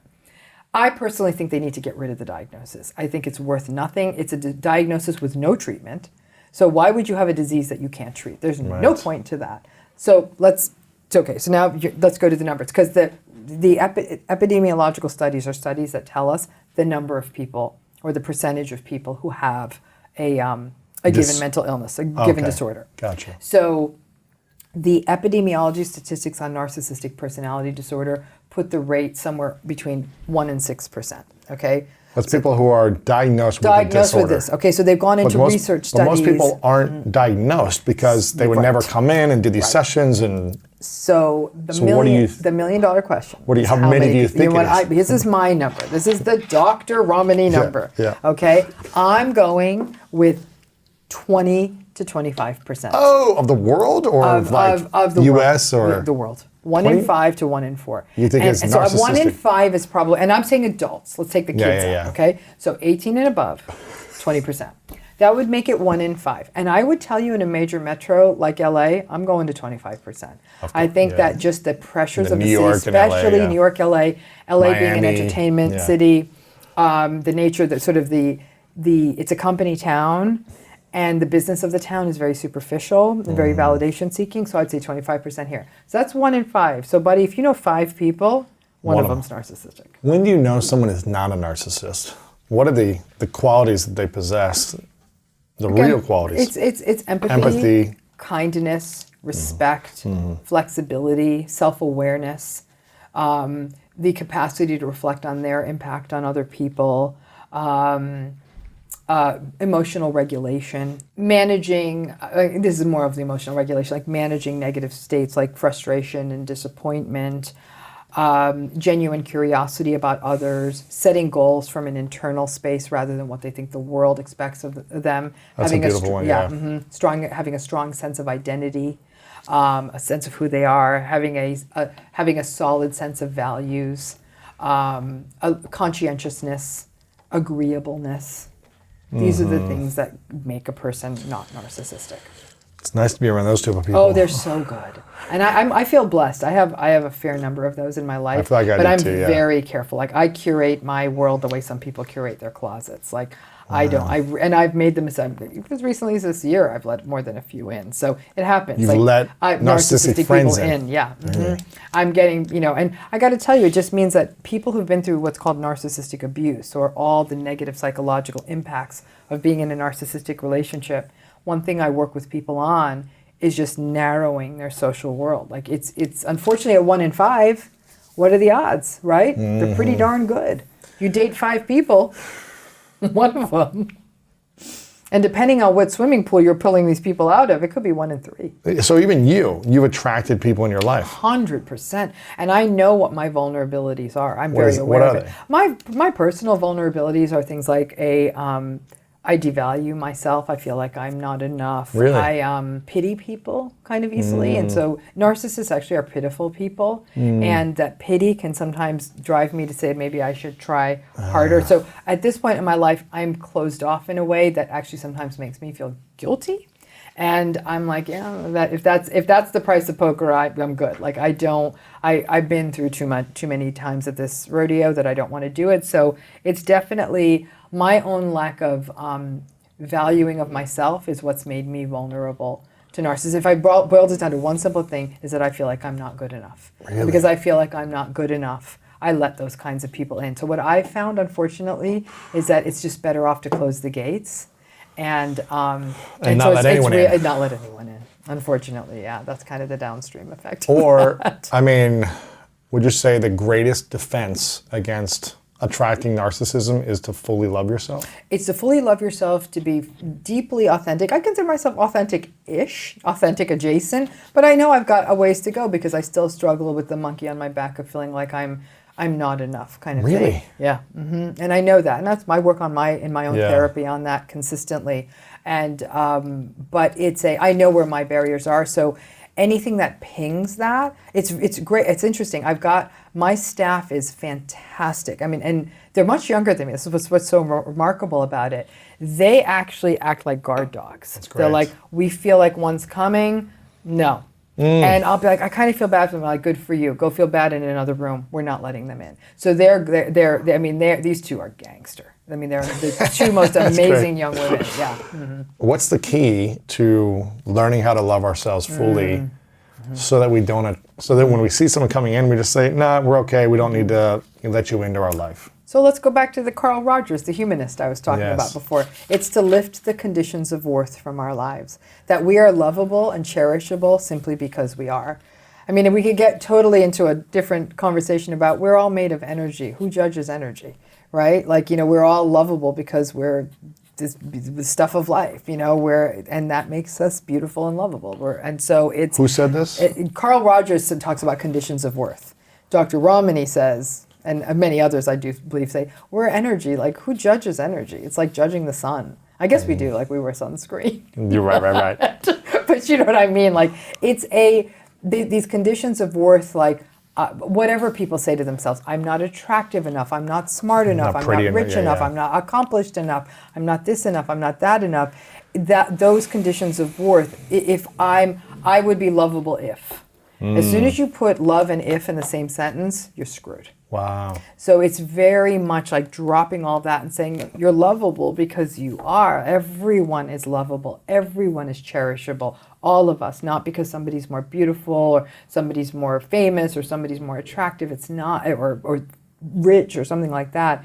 But it's hard because we're given the message of you're better if you look this way, act this way, do this way, live here, drive this. It's a lot to break out of. And so I think that, and those narratives even go deeper than materialism. It's almost like as a kid, many kids they almost felt like you grow up with a parent who's not attentive in any way or not interested they're not paying attention because I'm not interesting, enough. I'm not enough. And I get attention when I excel in something that they like, and so let me do more of that to get more attention. Exactly. And if I lose at that, then they're not going to love me. Yeah. That's exactly right. So it all becomes like people think like if I do these things, then I can be loved, rather than you're just lovable. And so that's the that's where most people lose the plot. And I think the other piece, those people don't understand narcissism. I think that a lot of people say, "Oh, come on, now everyone can change," or I just got to get to know them better, or they don't really mean that. We enable it, we justify it, but if people really got to learn, like, no, that's unacceptable. That tantrum they just threw, not okay. That entitled behavior, not okay. And honestly get to the point where I don't care why they're behaving like this.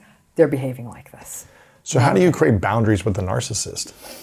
It's not easy. I mean, I think that narcissistic people, the key with a narcissistic person is to detect it early, set boundaries early, because then they get disinterested and they walk away. They'll be like, right? You're not okay. an easy mark anymore, right? So charm and charisma come walking in the door. I think I'm the only person in the world who's telling people, if you meet someone charming and charismatic, run away. Like, get away from them. This is dangerous. But are there some people that are charming and charismatic who aren't narcissistic?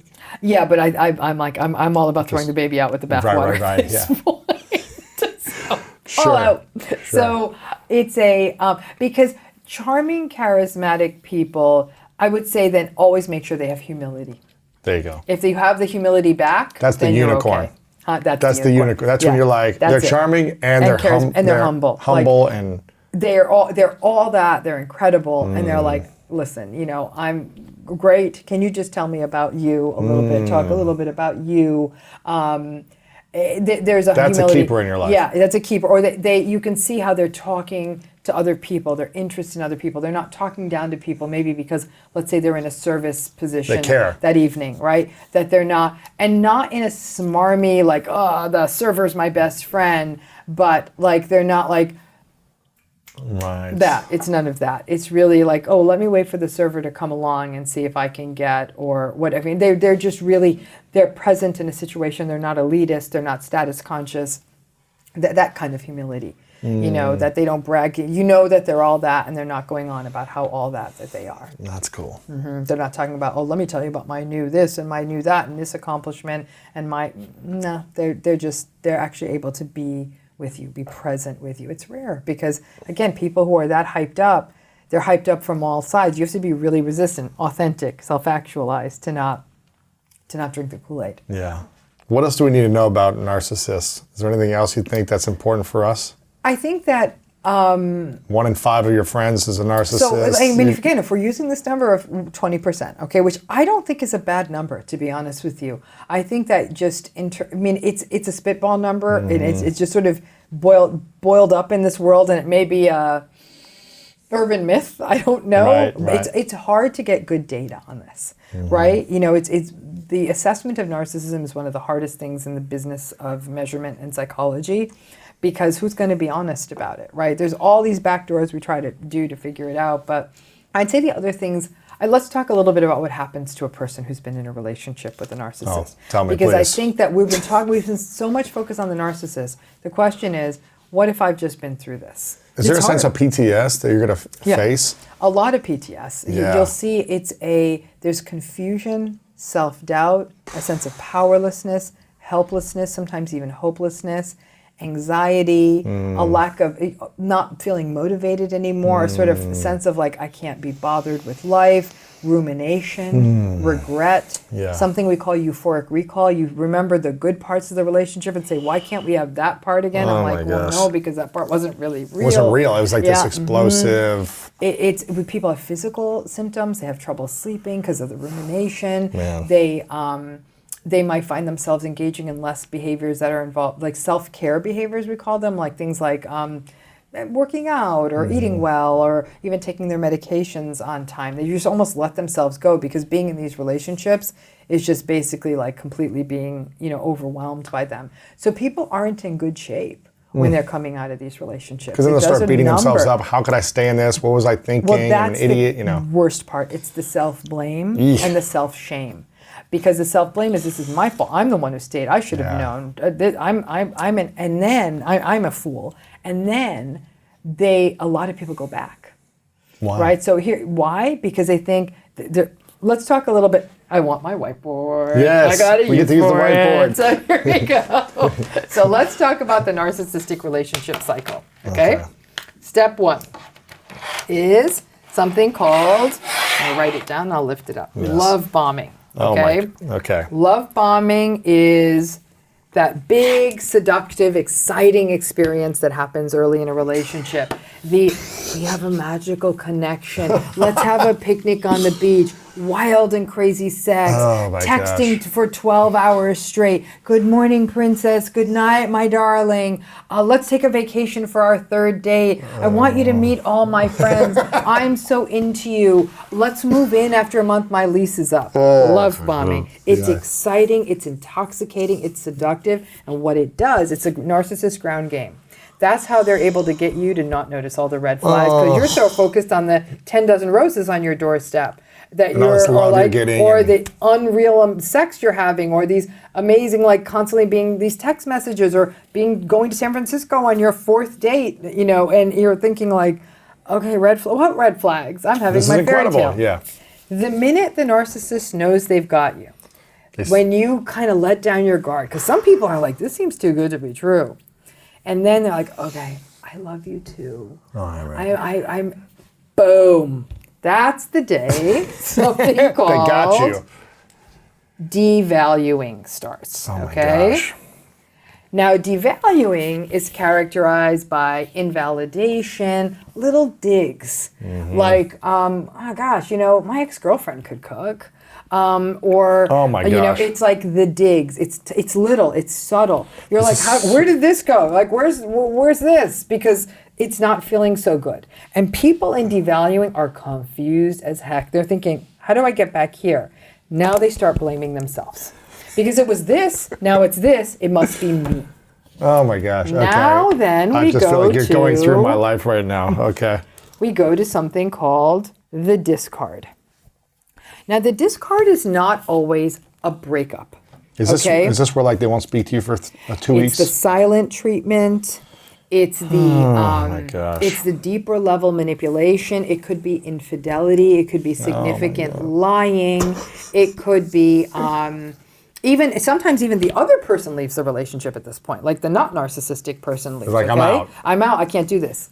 And then comes a phase. Oh my gosh. Called hoovering. Hoovering is when the narcissist tries to suck you back in.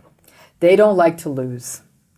And in the majority of cases, once after the discard, Try to woo you back. Try to woo you back. Love bombing part 2. Now, love bombing part 2 is never as heavy as love bombing part 1. It's always love bombing light the second time around.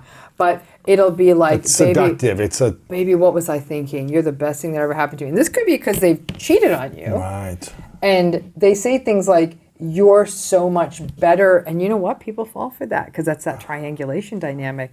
That idea, very Oedipal, that you're the favored child, that you're the favored one. And the hoovering is... I'm choosing you. Yeah. Then in the part of the hoovering is a dynamic called, you're going to love this one, is my guess after the way you've been putting it. Future faking. Okay. Future faking is... no, as soon as this deadline is done, we're going to. Or I'm going to get therapy. Or I know, let's just put it off for another 6 months. For sure, I'm going to do it then. They keep moving the goalposts. And future faking is what keeps people in the game because they're promising the thing you want. 6 months. We're going to have kids. Yeah, for sure. Yeah. Like I just need to get my career established. And now you're 50 and you don't have kids. Right. Or we're gonna definitely move closer to your parents. I know we had talked about moving back there, and I know you said there's some better opportunities for you. You're waiting. Or I'm gonna get into therapy. I'm gonna work on these anger issues.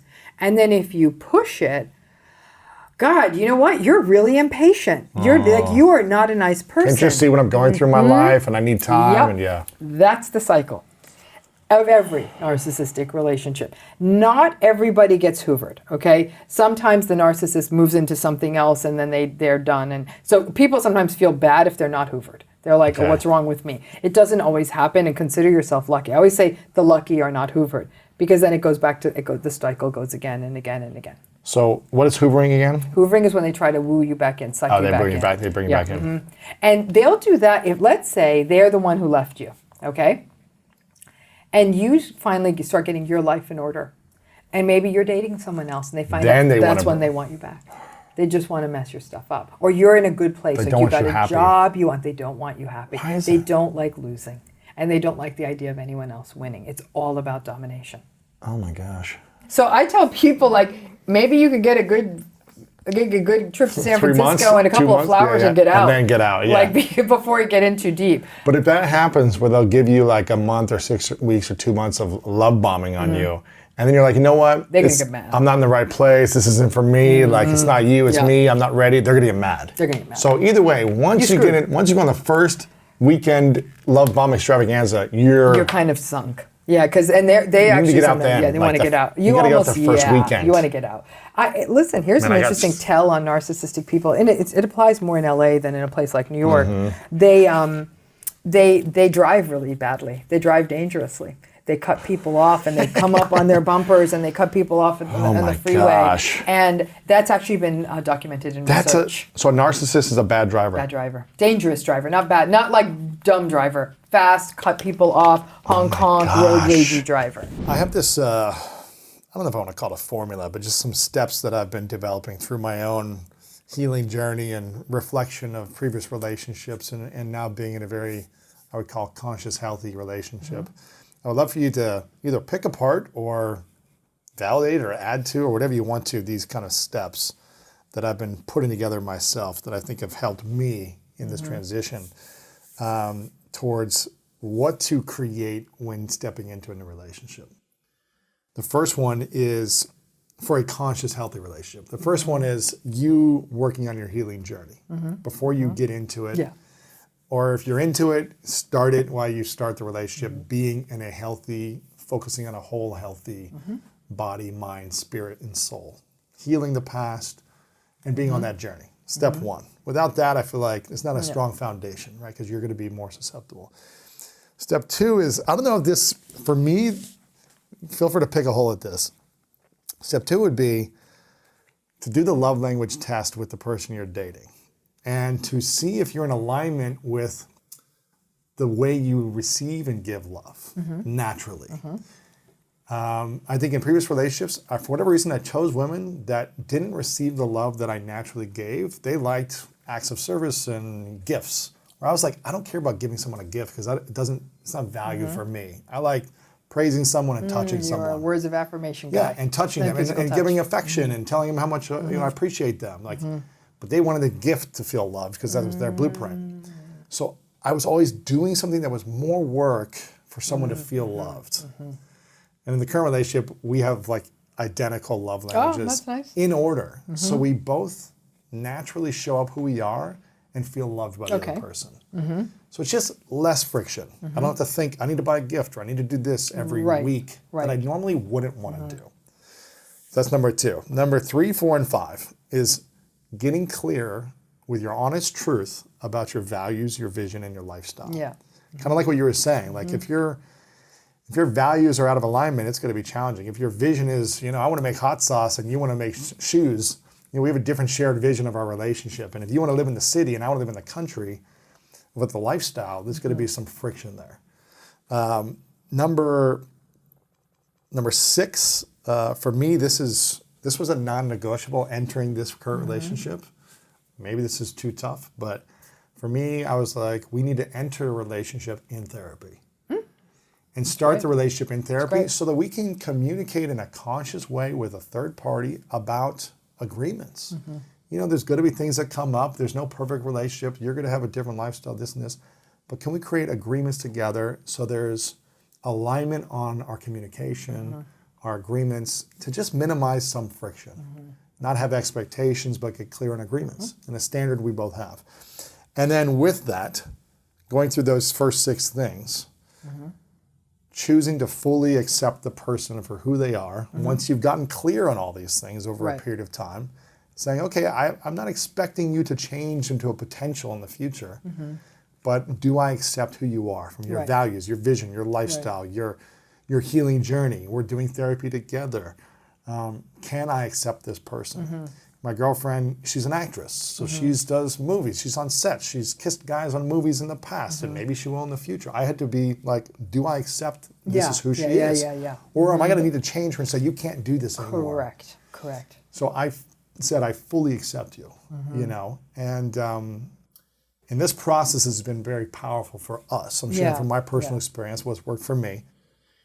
Is there anything that you would poke a hole in or add or remove from these kind of 7 things that I've been, you know, kind of playing with myself? So it's almost like I'd make a step 0. Okay, right? give it to me. And a step 0 is addressing legacy issues and your own traumas and all of that, right? Because the word healing is so ephemeral and it's so sort of non-specific. But when I think of hundreds, probably now thousands of people whose narcissistic abuse in intimate relationship stories I've heard, it was they went into the relationship, and actually I take that back, because some folks enter this relationship confident as can be. It's not like they entered in deficit territory, but it was, for a lot of people, for many people, their own backstory shaped what they thought they even deserved in a relationship. And I will tell you this, and that part of that step 0 is, how do you reconcile yourself with societal messages? You had said something earlier that made me think about this too, which is this idea of the romance and how we view relationships early on. We're very programmed, whether we like to think that we are or we're not. We can, you know, everyone brings up the Disney movies, but it's beyond Disney movies. It's about what a love story is supposed to look like, what at least a heteronormative relationship is supposed to look like.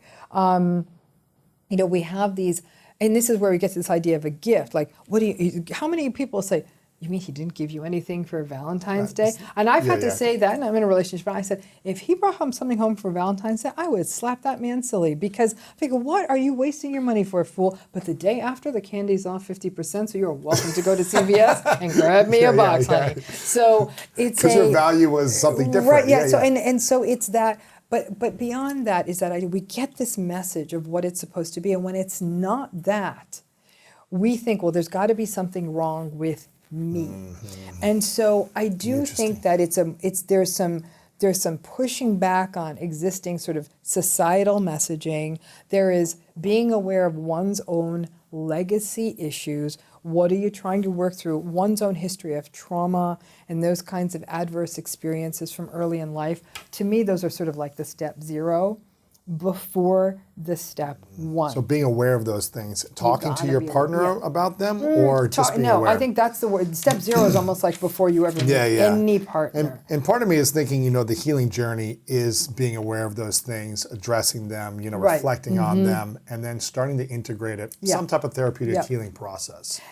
And then I think that the other thing I'd say is going back to that societal message, is the abyss of it all. Like, I think a lot of people would hear a list like that and be like, homie, you're high. Like, if I do this, I am going to be alone for the rest of my damn life. But I was willing to do that. You were. And because I had felt so much suffering inside from the pain. I was like, I'd rather be alone with a cat and dog. Correct. Be peaceful. Right. Than be in a relationship where I have to, you know, give up who I am every day and walk on eggshells. But that means that people have to understand that giving up who I am means that they value the who I am. That's actually something to give up. Right. And I think that I wish this happened in school. I wish that a significant part of the curriculum was on the who am I? What am I about? What do I stand for? What matters to me? What are my values? I got a text from my daughter 2 days ago. She's in college right now, still trying to figure out her major.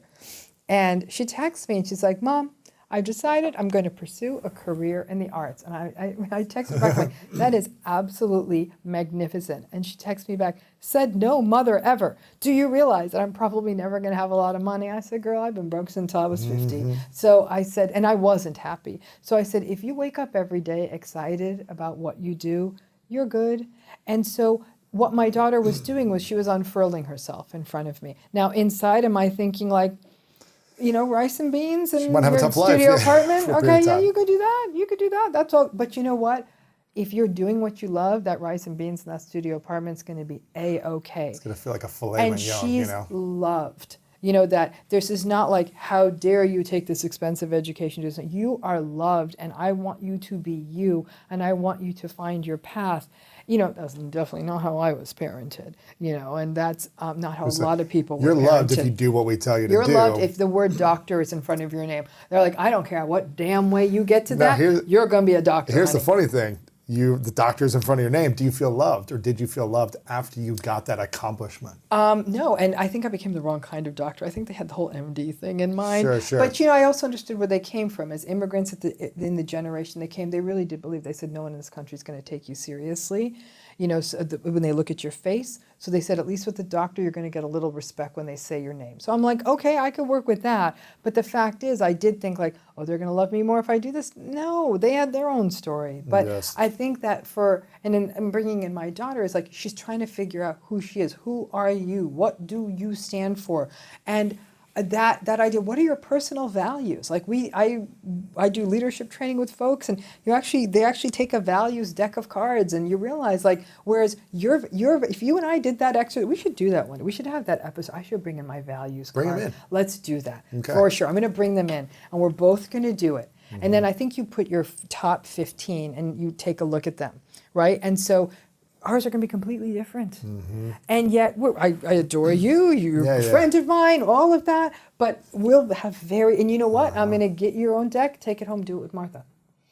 Well, it's funny you say that, because before we got committed, and maybe you think I'm high because these things were like important for me, because I was like, I'd rather scare her away from being intentional about my communication and my values and my vision and who I am or what I want to create in this world, than attract someone on a false foundation. So I want to push back on your language there. I want to scare her away. How interesting that you still view scare her away, but make sure that we're the right match. Right, but language matters. Sure. I'm going to scare her away. The real Lewis is scary. Is sort of that, and that right.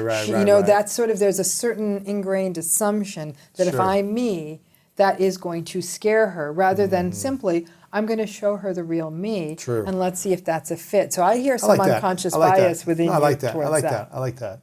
I'll start correcting myself. That's good.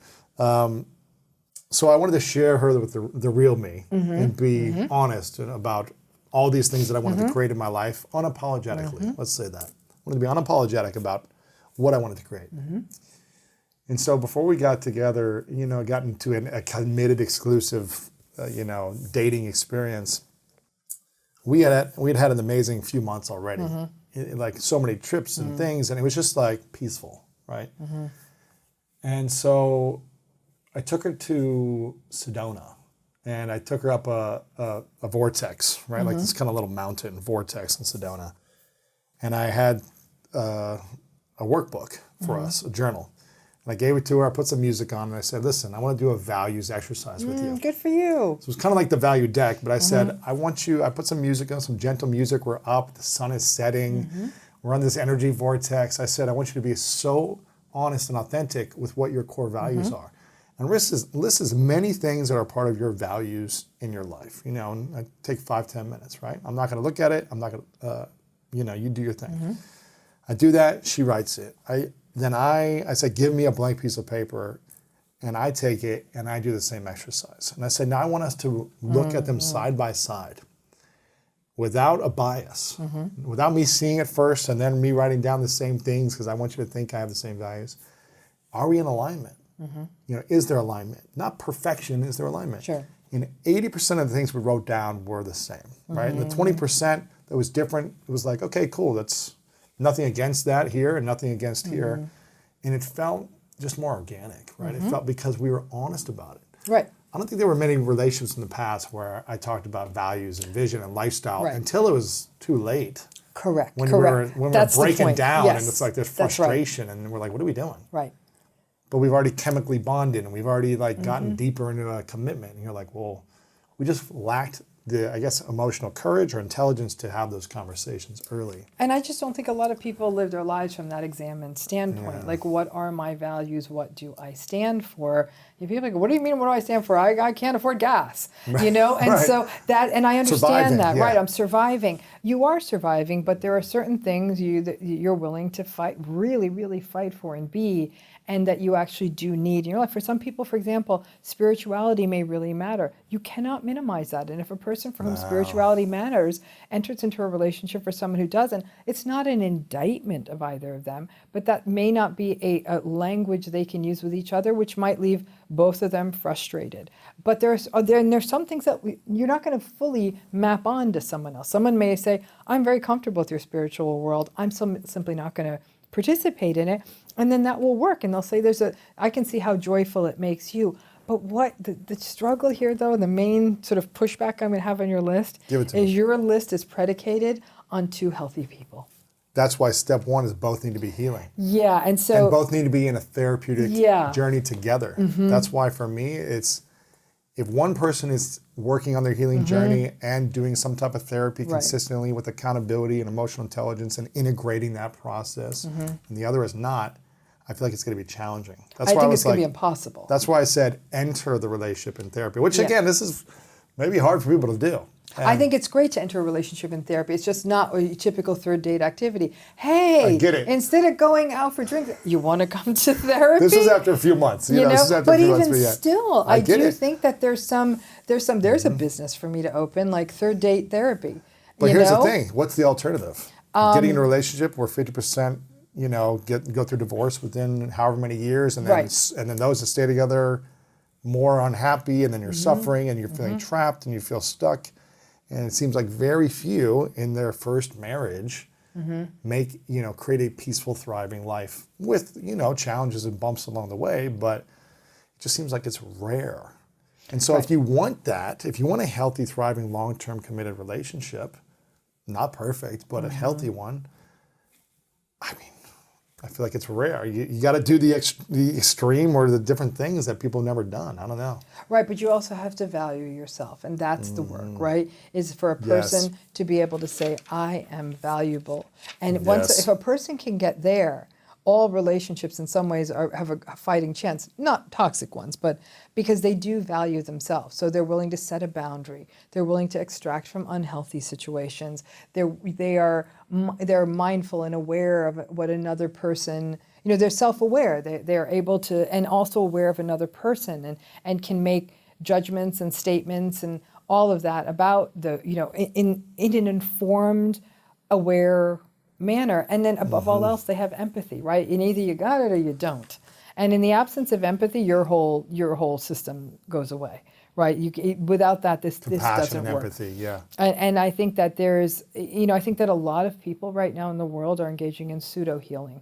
And I think it's just narcissistic navel gazing, and they're actually not really healing. What does that mean, pseudo I healing? think is that they're doing whatever they're doing. Like, I meditate 75 times a day, and I do mindfulness this, and I ayahuasca that, and blah, blah, blah, blah. And they do all of that, but they're still really going through the world in a rather monstrous, entitled, dismissive, contemptuous way.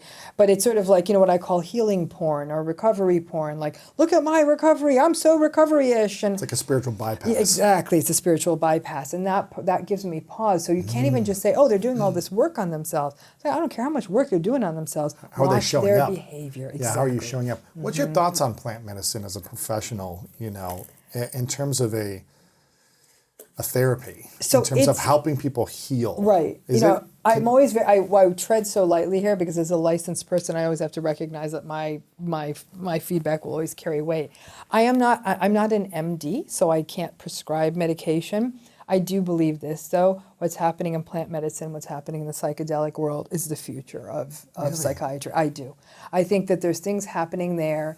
So the early clinical trials on MDMA and PTSD, we're seeing some really extraordinary things starting to happen. Interesting. And I'm enough of a cynic, and I don't know, maybe I look like I have a tinfoil hat right now, but I do believe Big Pharma doesn't want this to happen because I think that there may be a lot of answers lurking there. But folks, this is not about you going home and going to a rave and and doing some MDMA and saying, oh, I'm treating myself for PTSD. No, no, no, no, no, no. The treatment protocols for this have to be done with licensed people in controlled settings. Therapy is happening while the person is using the psychedelic. This is under it has to be done under the most clear, formatted protocol. So this isn't just like party drug time and look at me, I'm treating myself. This is not self-medication. It's none of that. This is highly controlled. The dosages are controlled. But I do think there's a tremendous future there. It would be arrogant for me to say otherwise. And when I've talked with folks doing this kind of work, it's impressive what they're showing. I'd like to see more data. I'm not, when it comes to what I do from a practice perspective, for example, I can't say to someone, you need to be on Zoloft. I have to say, I'm going to give you a referral to a psychiatrist. You will work with that psychiatrist and they will make whatever medication recommendation they have for you. But I can't, the way my license works, make clear recommendations. So if a client of mine says, I want to explore this, I'll say, if you do, we just simply need to make sure you're doing it with a licensed, so somebody who's doing this in a very legitimized, thoughtful kind of a way. Yeah, I feel like I have an open mind to a lot of things, but for whatever reason, I'm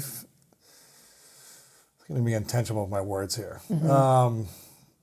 I've met a lot of people. I have a lot of friends who've done lots of different, ayahuasca and plant medicine journeys and experiences and retreats and all these things that swear by it, right? Yeah. And people I respect, people that I love and I appreciate, and nothing wrong with it. But years down the road, I don't see it having like the healing effect that Correct. I'm like, okay, well, you keep going to doing it, but where is the progress? There's like a week or two of this euphoria, Yes. But then you're still struggling in your relationship. You're still being a bad person. You're still, and it's not for everyone that does this that I know, but I've experienced that where people swear by it as this euphoria experience, but then 6 months later they're suffering again. Right. Then there's the bypass, though, right? Because the work. And I've worked with narcissistic clients, Louis. It's not like I'm only on the survivor side. I've worked with many in my time. And let me tell you, exhausting, I mean, I feel like foreman in the ring. And mercifully, I'm actually really good. Yes. And, actually more like Ali, because I can get him against the ropes and exhaust them. You probably created the energy field so you're not like being... Yeah. Or I can take Foreman gets him against the ropes. Ali can take the punches. Yeah, I can take the punches.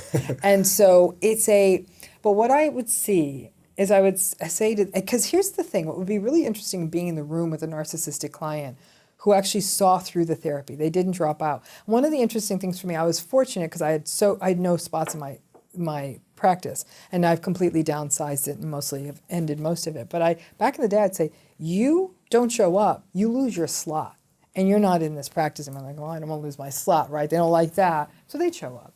But the fact is that when they'd show up, they would sometimes say like, I would say, gosh, that thing you just told me you said to your wife, like, how did she feel? And how do you, no, they'd be like, oh, I didn't really think about it. I'm like, let's think about it, shall we? And that's something called mentalization. When you have someone reflect on what they think, how they think someone feels, how they think their behavior is affecting someone, like put yourself in that headspace. So I said, how do you think your wife felt when you did X or Y? Oh yeah, I guess that wasn't cool. Okay, so what might you want someone to do for you in that circumstance, right? Get him to do it. That's good. And they would sometimes say like, yeah, you're right, that wasn't. So they weren't like punching me in the face. They were just kind of like, okay, that wasn't cool. Would they keep making the same mistakes? Yes. Me repeatedly saying, what do you think she felt? Or sometimes I'd even say like, that's not cool. That was that. And I would often say, how would you feel if your wife saw the text that you sent? I divorce her. Really? And so and I said, do you see you have a double standard? Here's my point though, Louis. And one of the most, and this is going to be sort of a composite of multiple people, from a confidentiality perspective. But sure. I do remember working with a series of people to the end of their relationships. And a couple of them said, more than a few said, you're telling me to make my marriage work, I got to listen to her talk about her emotional stuff. You know, she's getting old. I don't even like to look at her that much anymore. You're telling me that I can't, like, all right, so I'm just having sex with this other person, but you're telling me it hurts her. And they're like, and they'll be like, okay, so you're telling me I've got to listen to her and I have to care about her feelings and you're also telling me I have to do this with this other woman I'm having sex with who thinks I'm going to have a relationship with her, please. That. Okay. So you know what? I remember in one of my more successful, some of the more successful cases, they come back and say, I divorced the wife and I dumped the mistress. Like if I don't want to be causing this much harm, they weren't sadistic, and after the therapy, they're like, okay, if this is never going to change, it's very clear I want to do what I want to do.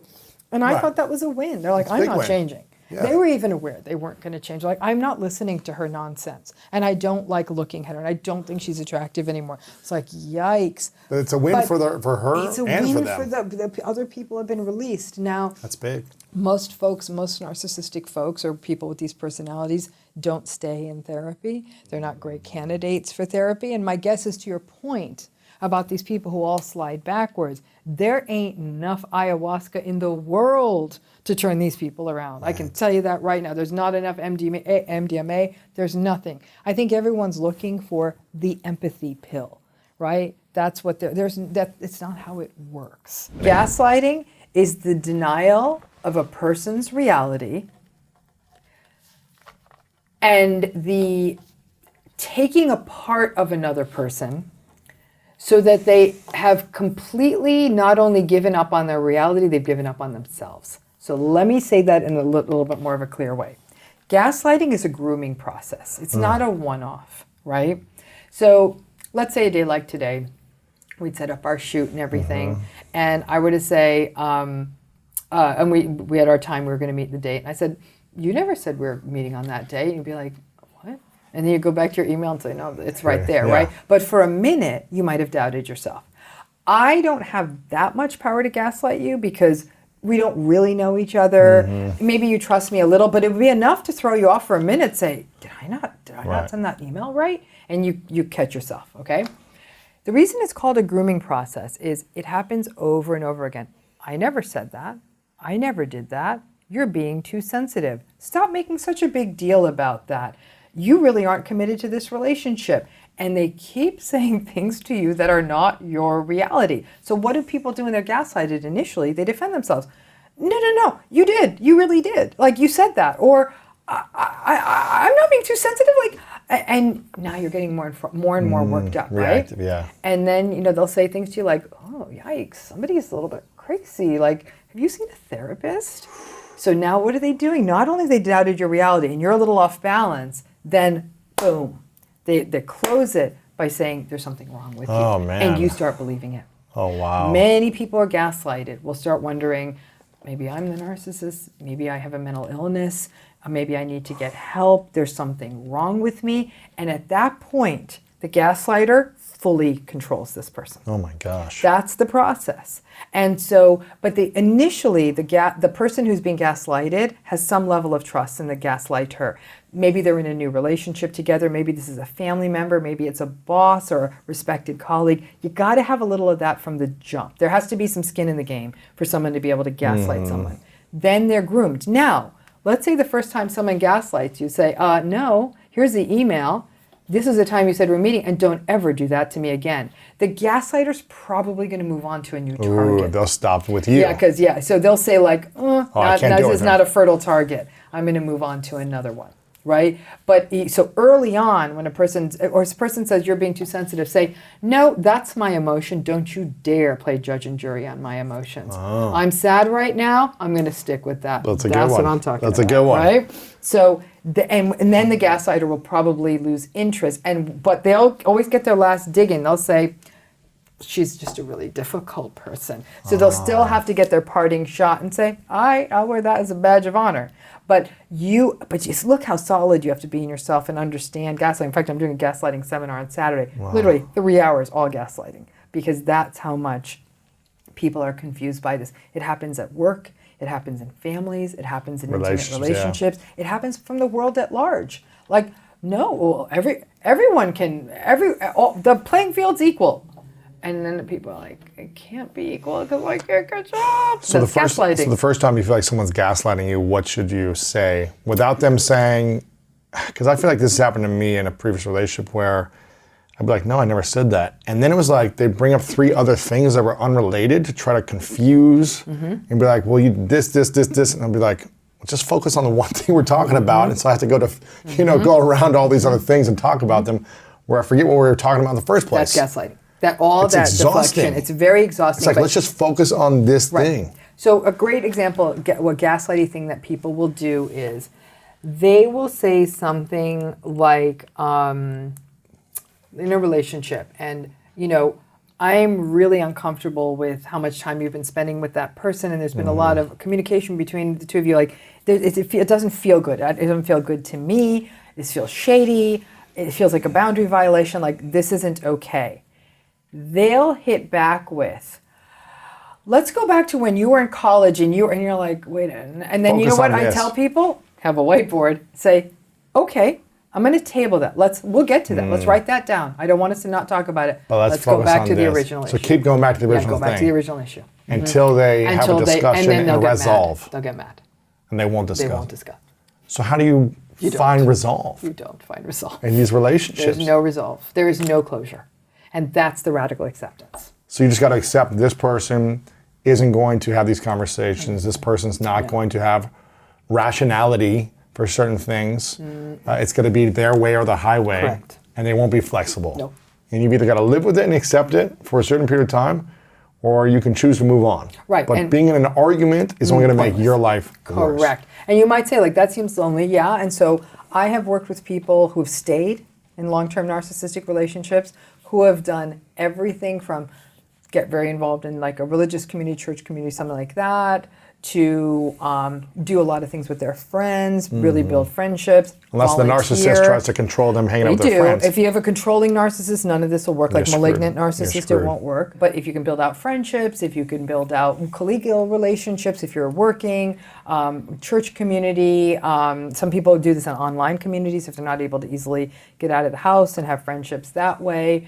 Develop hobbies they care deeply about, a garden, building something, whatever their groove is, music, something like that.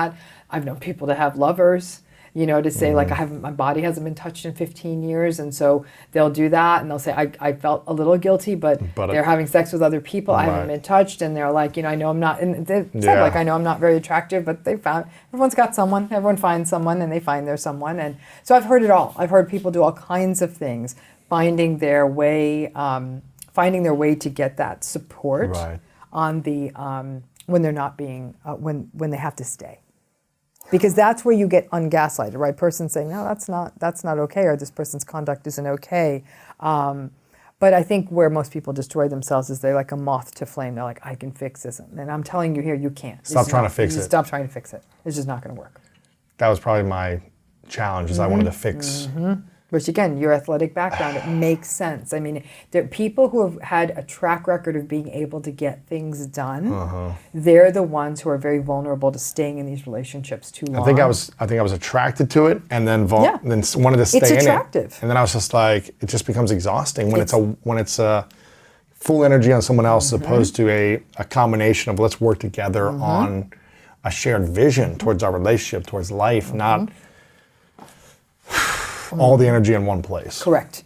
And it is very draining. And I think a lot of people do feel like, a good relationship is me doing everything they ask or catering to them. No, being a relationship is being unselfish. No, it's about give and take. I'm not saying transactional give and take. It's that you feel supported enough that when they say, hey, do you mind going to this dinner for work? And you're like, of course I'll go to that dinner for work, because you care about them. And even if you both think it's ridiculous, you're kind of giggling at each other or, having fun with it. Is that you understand that there's a give and take, and you give graciously. And the other person gives graciously. This isn't just about, grinding your teeth and, being irritated you have to go, but really that giving with grace. But I'll be frank with you, it really comes down though to finding somebody who has a good personality. And I keep using this word agreeableness, right? Being agreeable. So, being agreeable. And that's actually a personality style. So how do you know when someone's agreeable? All those things I talked about, flexibility and warmth and kindness. Just the time, just seeing it over time and seeing their words from their actions.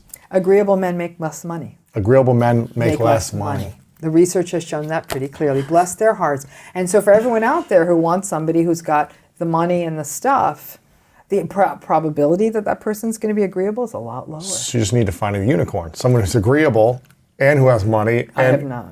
You've never seen that? I know. Yes, I have. I can think of one person off the top of my head. Okay. Billionaire. Most agreeable man in the world. Yeah. Sweetest, Kind, humble, married to a raging narcissist. You can't. Oh, man. He's a darling. Darling man. But just gets walked all over in his relationships. Oh my God, beyond. Walked all over. But in his business, he can go and have... Killed it. He can be assertive and, make decisions. I've met a few agreeable rich folks. I mean, really, and we're not just rich, like really good at what they do. They, unicorns, like they definitely... But what was interesting, with a couple of these folks, agreeable, very wealthy, at the end of their career, they got taken down. They got, like, people in the company, they were a soft target. They were the vulnerable target. So we're going to make him the scapegoat, and we're gonna take the equity from them, or they're gonna be the one to blame. Yeah, they did. They got a group of because they weren't willing to fight for what they. Well, they weren't willing to be disagreeable. They just wanted to keep the peace at all costs, or and whatever, because they were collaborative people, they actually thought they were bringing up the next generation. It's interesting because, man, over the last decade, I really started doing a lot of healing work when I turned 30. I've talked about this many times on my show. That I was sexually abused when I was 5 by a man that I didn't know, and it definitely shaped a part of me for my life until I started to heal that process and really go through a healing journey of, the shame that I felt for so long, the guilt, the insecurity, the not feeling enough or not feeling lovable, all these different things, and to kind of reshaping the story, the narrative, and finding the value in the process and in the pain, I guess, and really finding the value from 25 years of holding it in, and is channeling it, saying, how can I be of service at a greater level? How can I use this to support other men who have gone through sexual abuse? And that's why I wrote the book, The Masculinity. Yeah, 1 in 6 men have been sexually abused, 1 in 4 women, obviously. And what I always tell people is that, men just don't talk about it, and then they hold it in, and then they become angry or reactive or rageful or, dismissive or whatever it is. They put a mask on. And, that shame causes that mask, or at least it did for me and a lot of men that I've talked to. So for many years, I had to learn how to kind of unwind and heal that process. And it's been a beautiful journey of healing where I can, because I used to be very competitive. It was like I had to win at all costs. And now I'm like, well, that didn't work for me. It got me results, but it left me feeling empty and alone and unfulfilled. And I didn't have peace because I always needed to win. Then I started transitioning, and when I hit 30, to I just want to collaborate, and I just want to support others and work together. And it feels a lot more peaceful inside and fulfilling. What do you think the function was of trying to win? Oh, to get love, be accepted. To get love and be accepted. I was going to say maybe to be safe. Yeah, too. To get love, to be accepted, to feel like I was, to fit in, because I didn't feel like I had any friends growing up. So it was like, well, if I win, people recognize me and they like me. Right. And I'm desirable. Right. If I lose, then who wants to be, around me? Yeah, and then the shame gets activated. But it's also safety. I mean, that's why that idea, if I win, I'm safe. That's the ultimate get for any human. I'm not being, alone. To be safe. I'm not alone. If I'm accepted, I'm safe. If I'm loved, I'm safe. And it's funny, when I moved into, and Jay Shetty talks about this a lot, when I talk with Jay about this, he's like, just being in collaboration is the key. And I was like, I know, that's what I feel like for the last 8 years.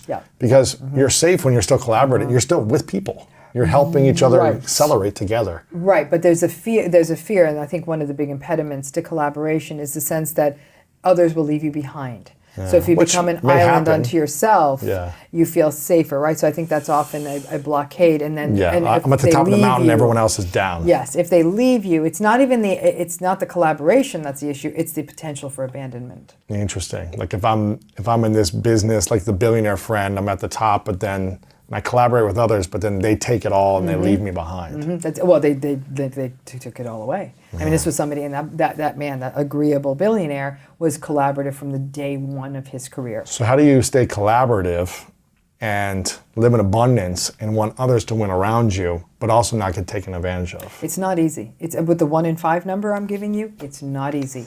I mean, it is, what is the best offense is a good defense. You better have a good defense. Yeah. Get your contracts in order, get your everything. contracts in order, document. Don't put your head in the sand. I mean, the reason narcissism has proliferated the way it has is enabling. People keep giving it a free pass. Oh, come on now. Don't hate the player, hate the game. It's not how that works, right? It's the player. And it's a player. No. So like we have all this kind of culture around, and in some ways people like want to see the best example I can give is that people hate the idea. When we see a magician do a trick, we know they didn't do magic. We know they had something up their sleeve, but we want to believe it's magic because that makes the world seem more interesting. With narcissists, we want to believe in the magic. We want to believe We want to believe that they're going to be. We want to believe that this charismatic person is real. That someone this larger than life is larger than life, rather than an ordinary person who's just has ordinary things and could fall and we want superheroes. That's why we've always written myths as a species. But the myths should remain stories, not the person who's trying to scream at you from the other cubicle. I'm ready. We wish every man could learn to develop more of in society. Being vulnerable with emotion, to share vulnerability, to share sadness. The number of men, for example, who've been sexually abused, we don't talk about it. 1 in 6. Yeah, exactly. And for women, there's actually, at least in therapy, I'm talking about the safe space, but I'm telling you for clients I've worked with male clients, I remember some of them saying, I have somebody to talk to. Can we do the session by phone? I don't want to look at your face. It's so shameful. So shameful. And I think that, and when I taught abnormal psychology at the university level, and I was teaching about adverse childhood experiences like child sexual abuse, what I did notice was that some of the male students were really shifting uncomfortably in their seats. And I would slow down. I'm like, listen, if we can take this topic slow. It felt like the women in the class had processed that a little bit more on the macro, like overall, than the male students in the class. So I think that to hold space, to be able to feel safe with talking about their insecurities, their vulnerabilities, their feelings, to show tears. I mean, there is nothing more beautiful when a person's able not to cry because they're feeling a genuine emotion. And I think of how we pathologize men for doing that. We literally pathologize. It'll be the cold open on Saturday Night Live. They'll make jokes about it. There'll be memes about it. It horrifies me. So why would a man ever be vulnerable if he thinks he's going to be turned into a big made joke? Fun of, yeah. It's interesting you say this, and I wrote a book 5 years ago called The Mask of Masculinity, which is about my journey of letting go of anger, frustration, resentment, and stepping more into vulnerability, right? The healing journey and allowing myself to be vulnerable, talking about sexual abuse for the first time in 25 years since it happened, and just unpacking it all, what it means to be a man, how to take off these masks. And in the process of doing this, I would go to events and talk about the book, right? And there would probably be 50-50 men and women who would be in the room.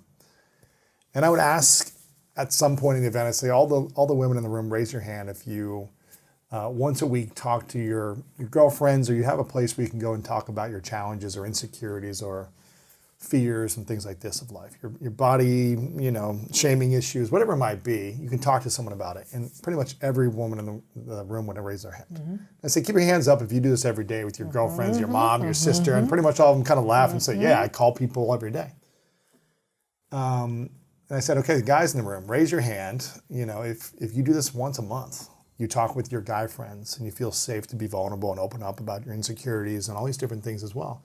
Maybe 2 hands out of hundreds once a month would raise their hand. And let's say, are you guys part of a church group that does this kind of like mandatory, structural thing where you feel safe in this place? And they all kind of laugh like, yes. And I go, how many of you do this once a year? No hands. And so I go, ladies, imagine going once a month, not even going once a month, not even going once a year. Imagine going a lifetime without ever being vulnerable and opening up because you feel like you're going to be shamed. Just think about the weight.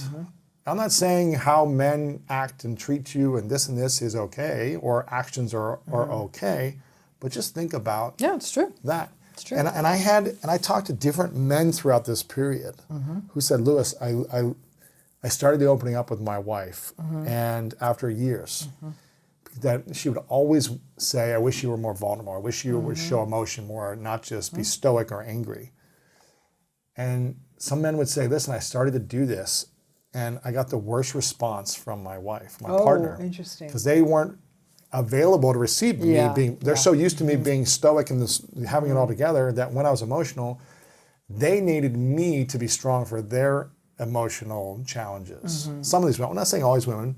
So how do we get women to be accepting of men starting to shift and be to show emotion, to cry, to say, hey, I'm struggling. Right. I'm really going with some issues right now. Right. And I've got some stuff I got to deal with.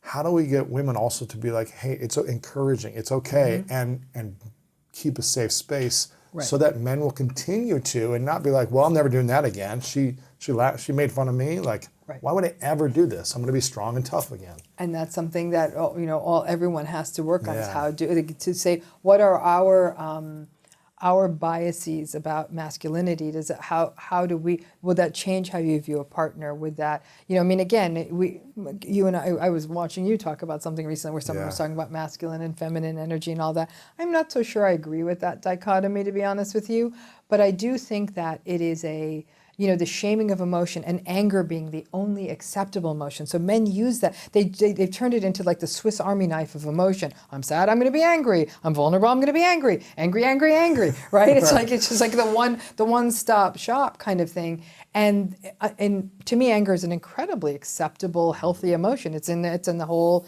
but it's meant to be a whole drawer full of stuff, not just one emotion you use for everything. And that's the challenge, is that men do have emotion. Anger, and it's sort of switching that up, societally not pathologizing that, and women holding space for that. But I think the other piece for men is I want them to have more deep friendships.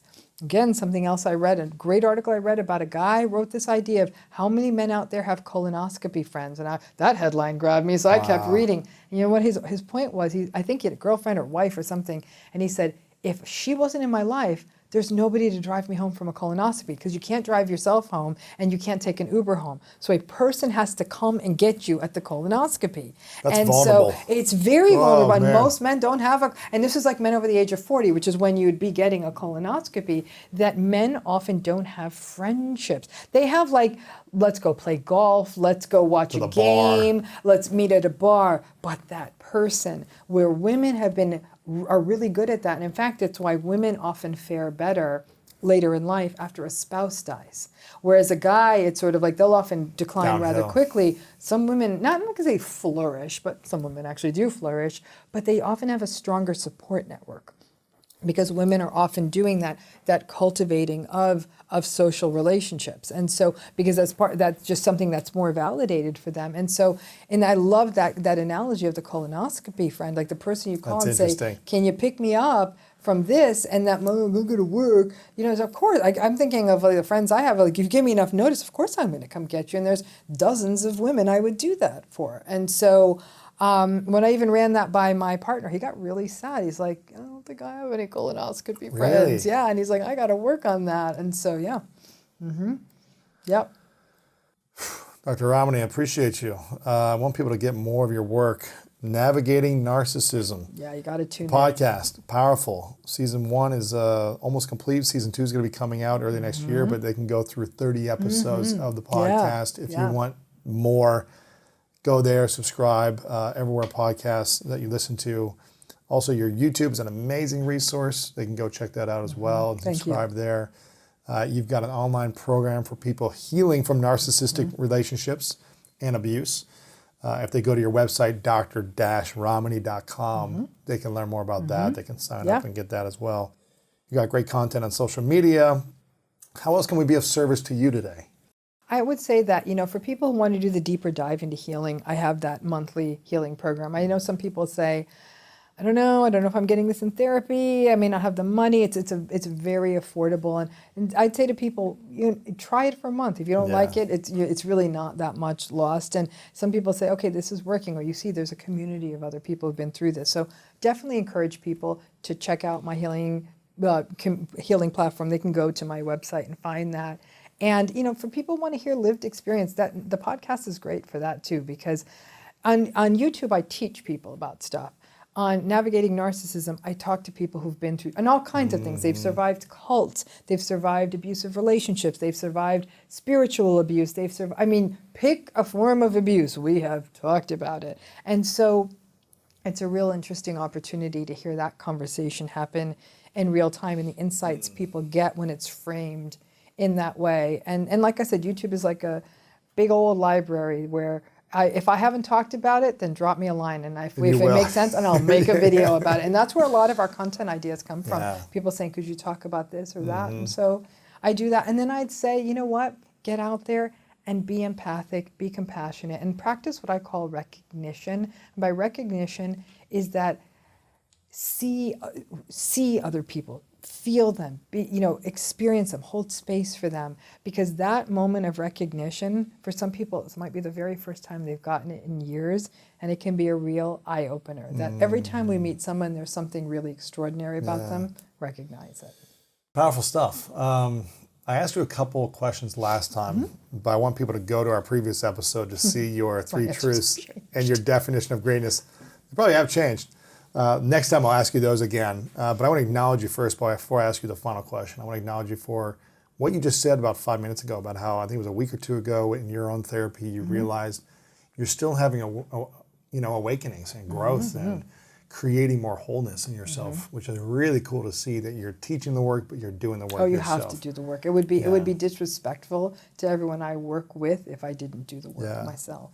Well, I appreciate it and acknowledge you for how you show up in so many ways, in private conversations with people, the way you coach people, the way you're teaching in all the different platforms. So it's amazing. We need your voice. I'm very grateful for you and appreciate you for learning and using your wisdom from experience on how to teach this stuff. I appreciate that. You're welcome. And my final question, I want people to go check the three truths in the previous episode. We'll link it up. But my final question is, if you could go back to your younger self before the first narcissistic experience that you witnessed yourself. You probably weren't even aware of it, obviously. But if you could go back in before that, and she was standing in front of you, whatever age that was, what are three things that you would say to her to support her in the journey she's about to experience, or to help kind of minimize some of the things that she was about to experience? If you could go back with the wisdom you have, what would you say to her? I would say to her, keep getting lost in the daydreams, because they are going to happen. And don't be afraid to change course. And especially that last one is don't be afraid to change course. I'm somebody who went a very traditional educational route, 4 years of undergrads, 5 years of grad school, 1 year of the training in residency kind of thing, 2 years of postdoc. And there was a time in there that I thought to change course and I didn't. And then I became an academic and tenure and blah, blah, blah, blah, blah. And when I was, I really didn't change course. I was 55 years old. And it worked out just fine. I landed on my feet.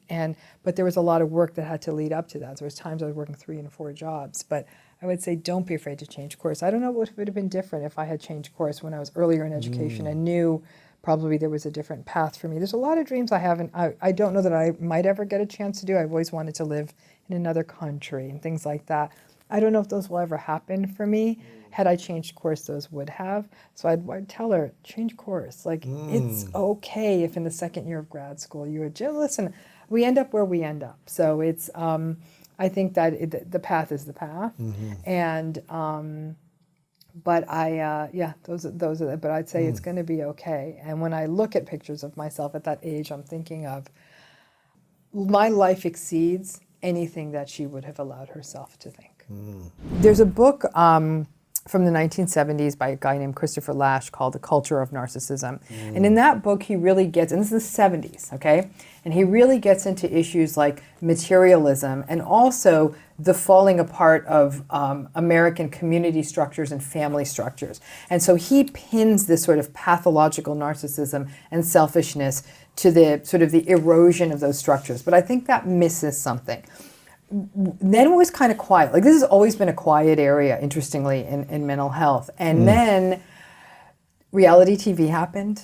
Social media happened. You had to witness it all. Yeah. And we had to witness it all. Kids are growing up with it now. Political dramas and fights and... Lots of, and materialism was on the rise. So when we look at materialism, social media, and reality TV, that kind of triple threat where everything was about shameless self-promotion. Everything was about validation seeking. Look at me, no, look at me, no, look at me. My life's better than yours. And it was that, I'll never forget the day, actually.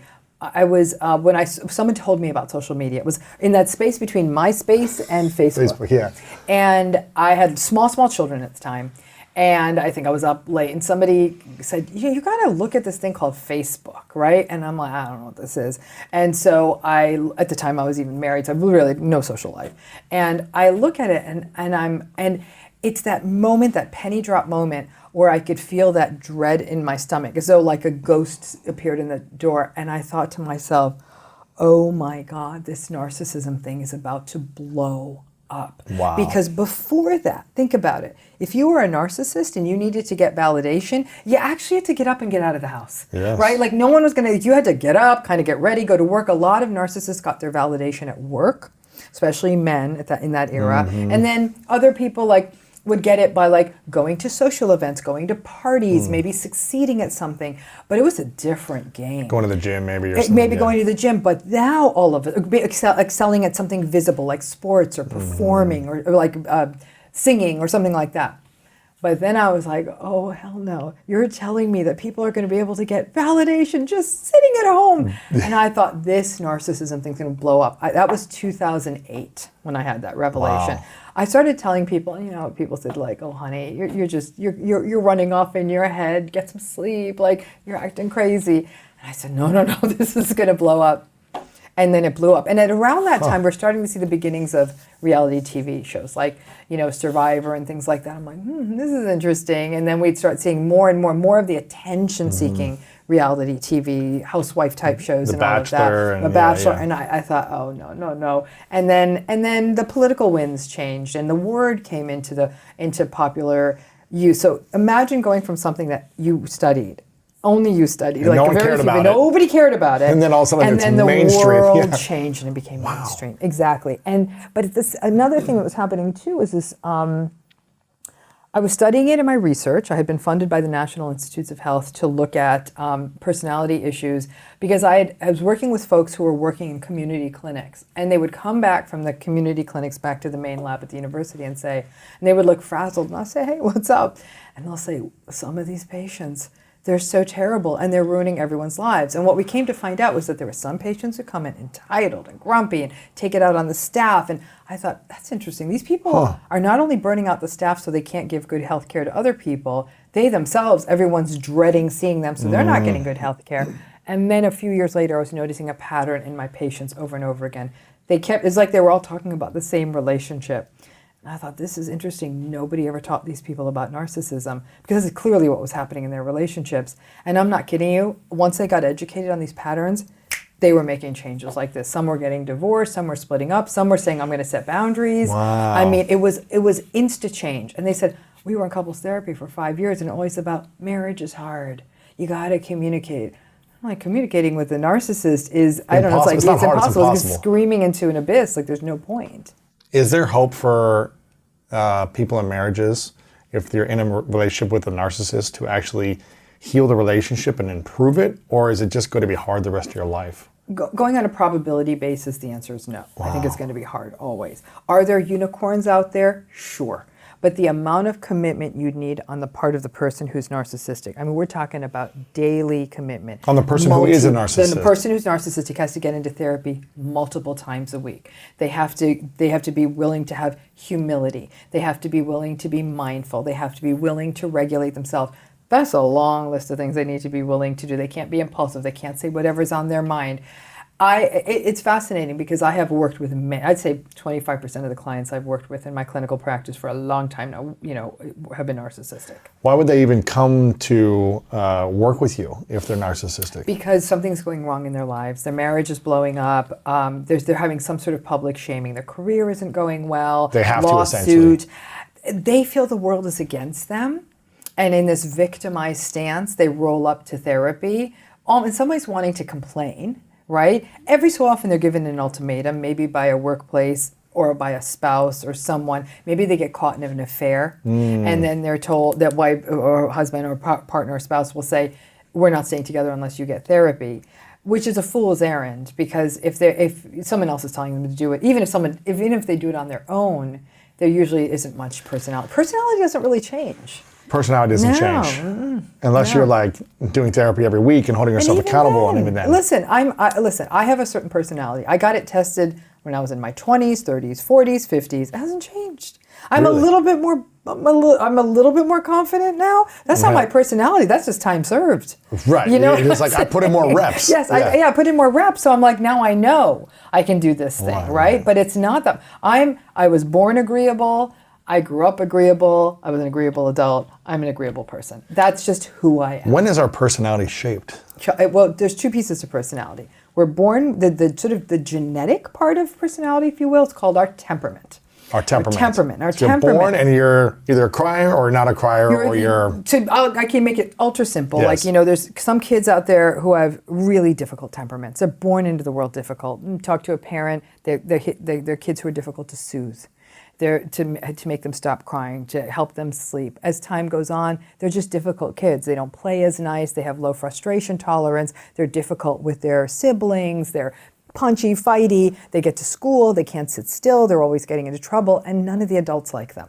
So these kids with these difficult temperaments actually have this relationship with the world that's pretty unpleasant. Everyone's like, sit down, stop that, don't do that. And there's even this vibe these kids get. Like, nobody really wants to spend time with them, right? Because they're a real handful. Is it their fault? I mean, they can't really change that when you're 5. No, you can't. But so the difficult temperament's a risk factor for the adult narcissistic personality. Now, not everybody with a difficult temperament goes on to become narcissistic. So it's not a slam dunk, but it's definitely, when we tell that story backwards, every narcissistic client I've ever worked with, without exception, had a difficult temperament as a child. So that every so often I'd get lucky, we'd phone the parent during therapy and say, can we talk about this? Sometimes they'd ask the parent, and the parent would come clean on that and say, yeah, you were a real, because you had siblings, right? So they'd compare them to siblings. Some siblings had this great, easy temperament.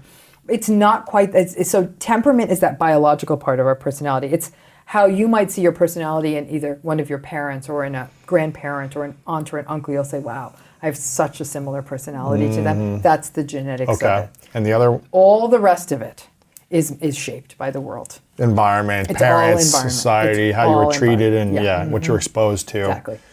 So if you had let's say a challenging temperament growing up, is there hope for you to, I guess, shift your personality into a different style with environment? I think so. I think a couple of things have to happen. That kid needs to be met where they're at. So let's say you have a boy with a difficult temperament who's just energy, and you get them into athletics. Yes. Or you get them into something where they're using their hands, whatever that might be, building things or something like that. And you really are with them. Instead of saying, you're being so bad, you're so difficult, like, whoa, look at that rocket you built. Or like, oh my gosh, you ran 10 miles today. Or you threw the ball. Or like, this is great. Like, let's do it together. And they have a parent who wants to maybe do those things with them. I've heard of some, this is where it's interesting. I hear a lot of these stories, if not in athletics, but people who do things like climb mountains, that kind of thing.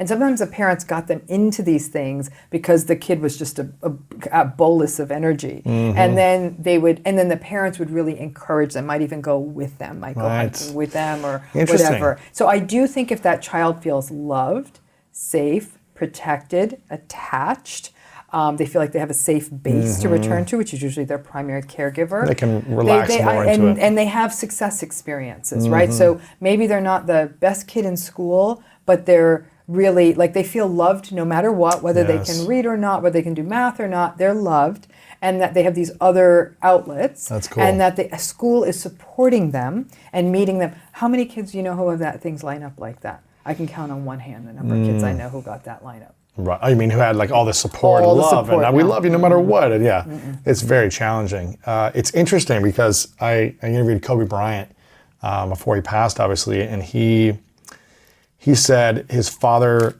one summer when he was playing basketball, I think he was 13, he said he didn't score 1 point the whole summer in like this summer competition league.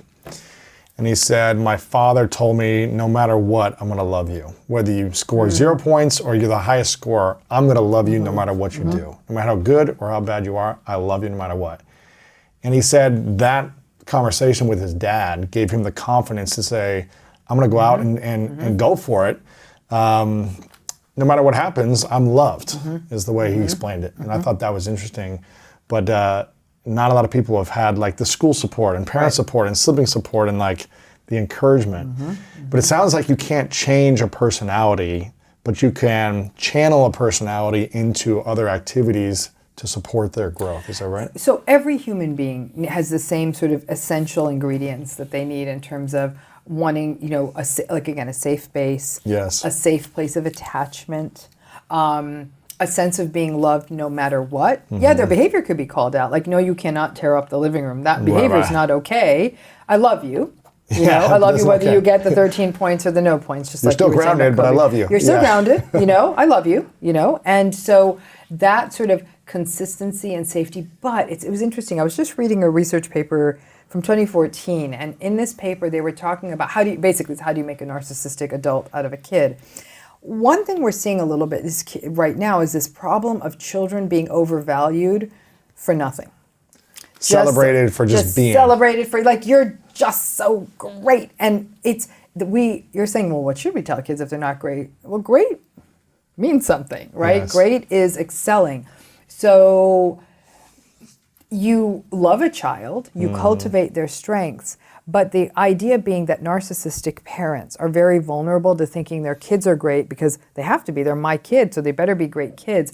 So these kids are being told they're all that over and over, and you're all that, you're special, you shouldn't have to struggle with the slings and arrows of the world. Well, then they get to adulthood and the slings and arrows happen, and they are not having it. And that's where you see, that on top of everything else can also be what fosters the building of the narcissistic child. Just overindulge. And what happens is they're overindulged for their outsides, and you're so special, but their emotional world isn't nourished. So nobody is sitting with their emotions and letting them be sad. It's many times like, come on, let's all be happy. You know, it's a lot of that, and that's a dangerous game to play with. Would you say with your research, if kids grew up in a healthy family, let's say they got all the tools and resources and their parents were healed from their traumas and gave them discipline, but love and all these things in the best way you could. Is it possible for someone to still be raised as a narcissist, even if they have this environment of love and safety? Or how does a narcissist become one? Is it only through family environment and the way they were treated? Or how does that actually happen? So the problem, if someone had all the fundamentals, right? The safety, the love, the consistency, the freedom from trauma, great values, the great values, all of those things, supportive educational environment, all of that. You still will have a handful, but you will have dropped the probability from here down to here. Okay. Right? It's a horse race, right? You've really dropped the likelihood significantly.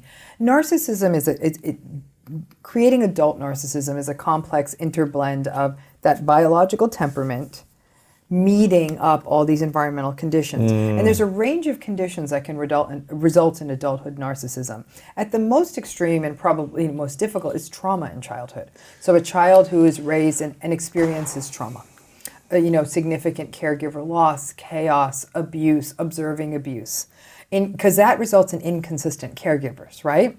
And so that can put a person at risk for developing an adulthood narcissistic personality. But here's where it gets tricky. The majority of people exposed to trauma in childhood don't don't become narcissistic. You see what I'm Majority of saying? people. So we're Okay. talking So you about could- risk factors. yeah. You could, but you don't always. So that's one pathway. This overindulgence, this like, you're so great, you're so special, you're so extraordinary, my kids are the most extraordinary thing.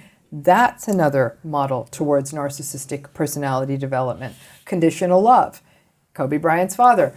I'm only going to love you if you come back having scored 20 points. If you didn't, don't even show up. Right. Now imagine that happening 1,000 times, 10,000 times. I love you when you clean the dishes. I love you if you get straight A's. I love you if you make the soccer goal. I love you if you whatever. The child learns that all love is conditional, which is that's transactional, basically. Right. All narcissistic relationships in adulthood are transactional. Interesting. You set the tone there with conditionality. A lot of this, though, comes down to something called attachment. And attachment is something that's created in the first year or two of life. It requires an available, consistent, responsive caregiver. One, singular. You need that. That person who is there, who looks at the baby, who responds when it cries, who loves it, who holds it, who feeds it. You need that safe, it's called a secure attachment.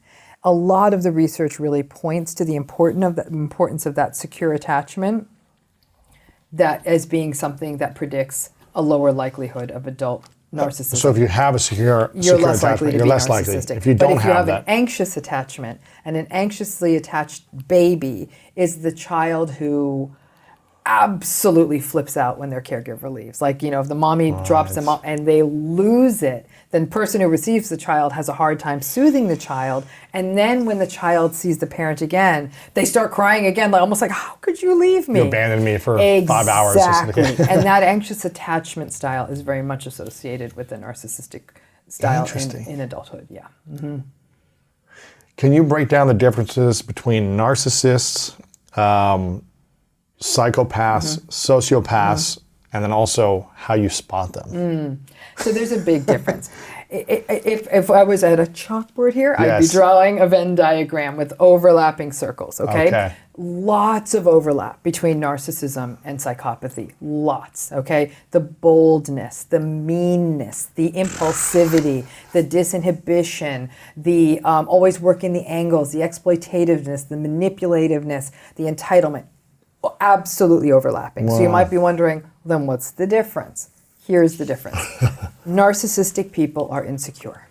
And they are Very insecure, very right? insecure. Gosh, And lots of feelings of inadequacy, okay? So, but that's all happening at an unconscious level. But I want you to think of a narcissist as somebody who constantly has a stomach ache, right? Because they're going through their lives, but there's almost this tension. They're not aware why they have it, but the tension that the top's going to get blown off and we're going to be able to see their inadequacies. That's why they're so sensitive to criticism. Oh my like God. if I They were can't to take say, feedback. hey, yeah, it's interesting, you got some dust on your shirt, and you're like, oh, really? And you start coming at me. It's Oh, like no, such you a got this on yours. Yeah, I mean, what are you right. You talking got about me? that. Like, Look yeah, at this and this and this, criticizing yes, you. Yes. You see what I'm saying? That's a hedge against the shame.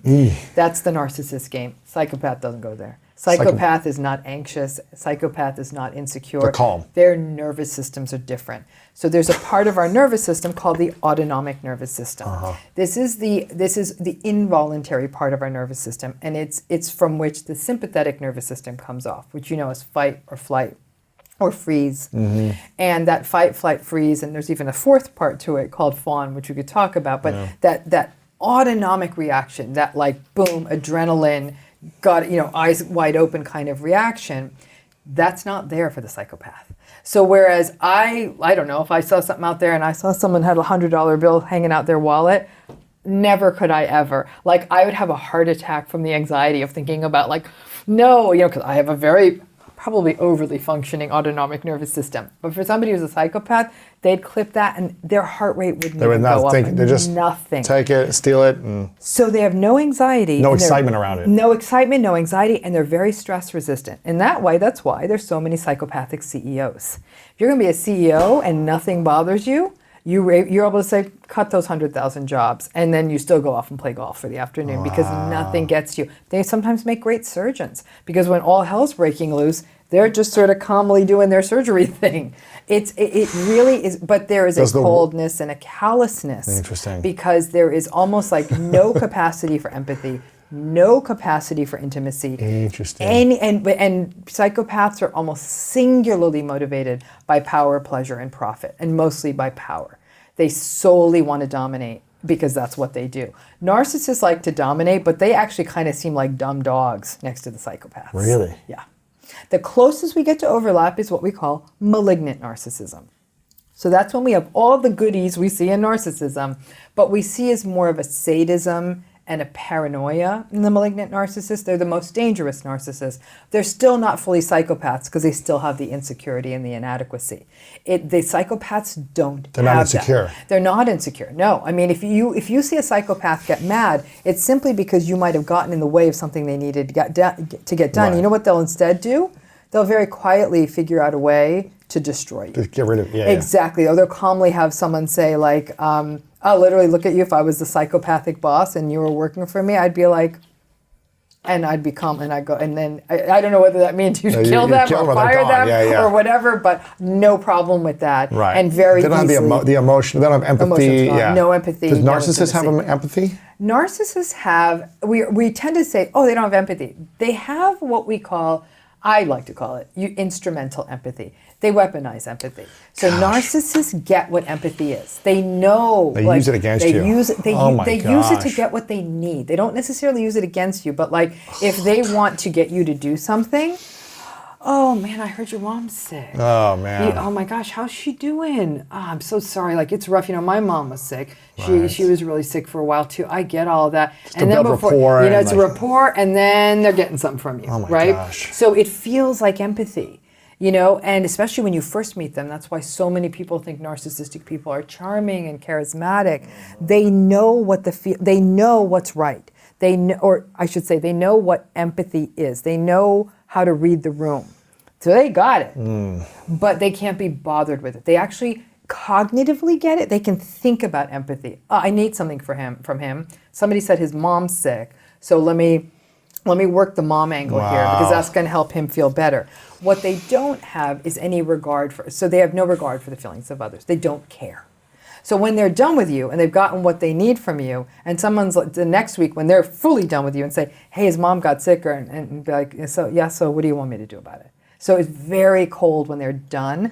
And that's why people say, well, don't tell me they don't have empathy, because it seemed like they cried at that movie, or they were really understanding my feelings. Odds are they needed something at that point. Why do people, I'm as guilty as anyone in the past for this, why do people feel loved or think it's love when there's explosiveness or there's chaos or there's someone screaming at you and then apologizing? And it's just this pattern. Why does that feel like love? Is that because we maybe saw this as a model as our childhood from our parents, or why does that? Why do some people feel that's love where others can see that's not healthy? I don't want that. Well, I mean, part of it goes to this concept of trauma bonding, which is sort of the core of the narcissistic relationship. And in the trauma bond is formed by a relationship that has an alternation of good and bad, hot and cold, high and low. So in a way, you're sort of chasing a high. Because where there's a bad day, guess what's going to come again? Makeup sex, or whatever makeup looks like, right? Because as a kid, what it was that you'd live for those good days. Despite all the abuse, then there'd be a fishing trip. Despite all those bad days, then your parent would do something, there'd be something so quirky and fun about them.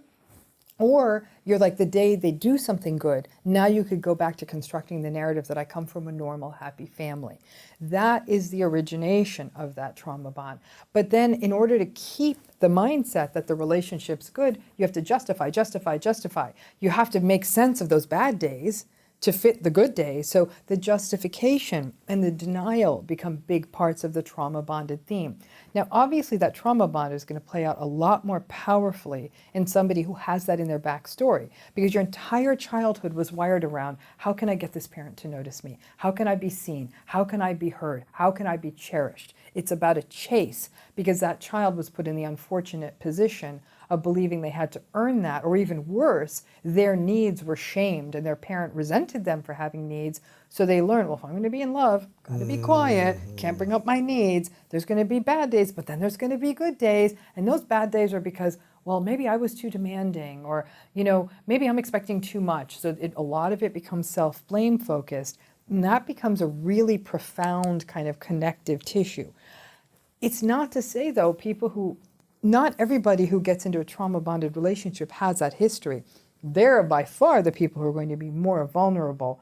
But because narcissism is about such a good front game, right? The charm, the charisma, the love bombing, you feel like you're in something really, really special. But the reason narcissistic relationships are so confusing is because there's enough good days to confuse you. And the good days are good. Right. I mean, they're really, really They're good. over the top. Yeah, they're over the top, and they sort of feel perfect. And remember, You try to go back to that, right? and you go back to it. But the thing we got to remember is sometimes those good days even stay in there years later.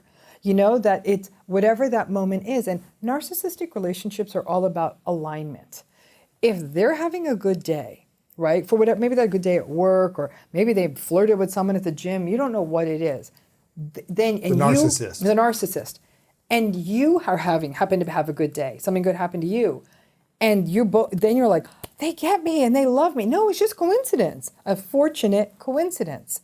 And then, because the narcissist could just as easily have had a bad day. Their car got dinged in the parking lot. Their friend got the raise and the promotion and they didn't get it. Angry, angry, angry. You had that same good day.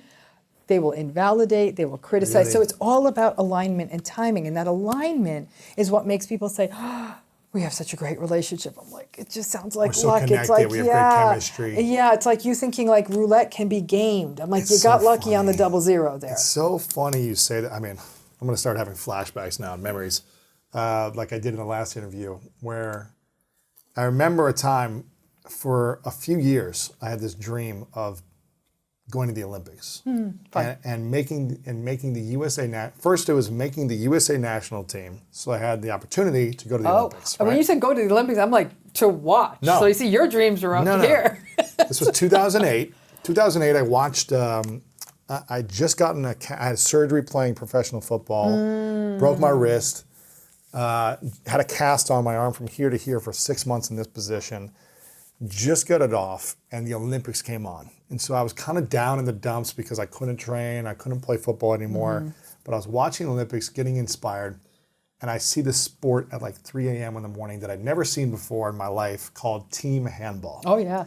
It's not well known in the U.S., but it's a big sport in Europe. It's kind of like water polo on land. On land, yeah. Yes, with no water. And I watch this and my mind is blown. I'm like, this is incredible. Like, this looks like the sport I should have learned growing up. Like, I'm built for this. I'm the size. I got the speed. Like, this is my game. And it gave me this opening into a new possibility in my life. Like, let me research this. Maybe there's a USA team. Maybe I could make the team. Maybe we could qualify for the Olympics. This is what happened in about 10 minutes of watching this sport in 2008. 2010 rolls around. I moved to New York City to play for a team on team handball. Wow. The top team in the country. I moved, New York City's got the best team and then the USA for the club teams. I moved there. To go learn this sport for a year. I meet a girl. And this girl, we have this, kind of this chemistry, this connection, all these things in the first like month or whatever, right? But then I start to see the signs later, but I wasn't aware of it. And she knew that this was a part of my dream. And I've been training this whole year for this chance to make the USA national team. They'd select 16 Americans, the whole population, to be on the USA national team. Wow. Been planning this for 2 years, training for a year, moved to a new state, new city to practice every week. I get an email, and I'm with the person I was with at the time. I get an email that says, "You've been selected to the USA national team." Congratulations. I'm kind of excited. I get happening goosebumps now. thinking about it, right? This was something the email I was waiting for. You've been selected. You're going to the Pan American Championships with the national team to compete for our country. And I'm reading this. I'm literally like so vulnerable and in tears, like thinking about this when I'm reading it. And I was with her. She was in the other room, and I take it to her. I'm like, "You're not gonna believe what happened. Look at this email." Amazing. I'm like so excited. And right away she goes, "Man, I wish my career was doing better right now." Oh. There was no congratulations. There was no, it was like, God, I wish. She went into a depression, kind of. Yeah, that's it. It was like a depression of like, oh gosh, I wish I could do this with my career. I wish this was happening. And so I put my attention on her to make sure she was okay. When I'm like, I've been dreaming about this for 2 years. I'm busting my eye, like telling you about this in my mind. But I was like, well, let me just make sure her needs are met in this moment. And I'll get back to celebrating me one day. And it wasn't ever an acknowledgement of like, congratulations, right? Anyways, this happened multiple times in many relationships, similar situations like that, which I didn't even know that was a sign, right? I was just I didn't know until I talked to you, whenever this was, 6 months ago or something. But how, I don't even remember where I was going with this, but just I think like the good days, it's like they had a good day. Talking about alignment. Right. But if they have a bad day, and you have a good day, they're going to kind of try to take you down, is what you said, right? And your story is so interesting too, because who knows if she was having a bad day or not, but your good news is always a threat to a narcissistic person. Why is that? Always. So, it's funny. Why is that? Because it remember, at the core of it, narcissism is about insecurity, deep, deep insecurity. We always think of these people as having really big self-esteem. They have what I can only call inaccurate self-esteem. They have this sort of falsely grandiose vision of themselves, but at this unprocessed, deep, unconscious level. It's not like they walk around thinking, I'm really insecure, so I better be grandiose.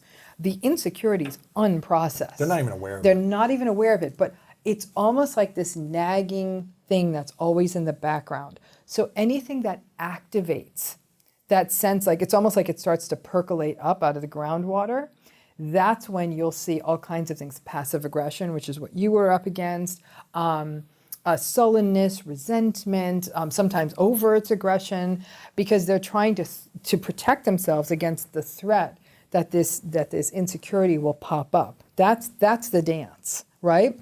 So when I've worked with folks who are in narcissistic relationships, listen, people who have been married a long time or in long-term relationships or have kids, it's not so easy to say just break up and follow your bliss. It just doesn't work that way. And so I'd say, okay, I'm going to have to give you some strategies to stay in this. And I always call it the good, bad, indifferent rule.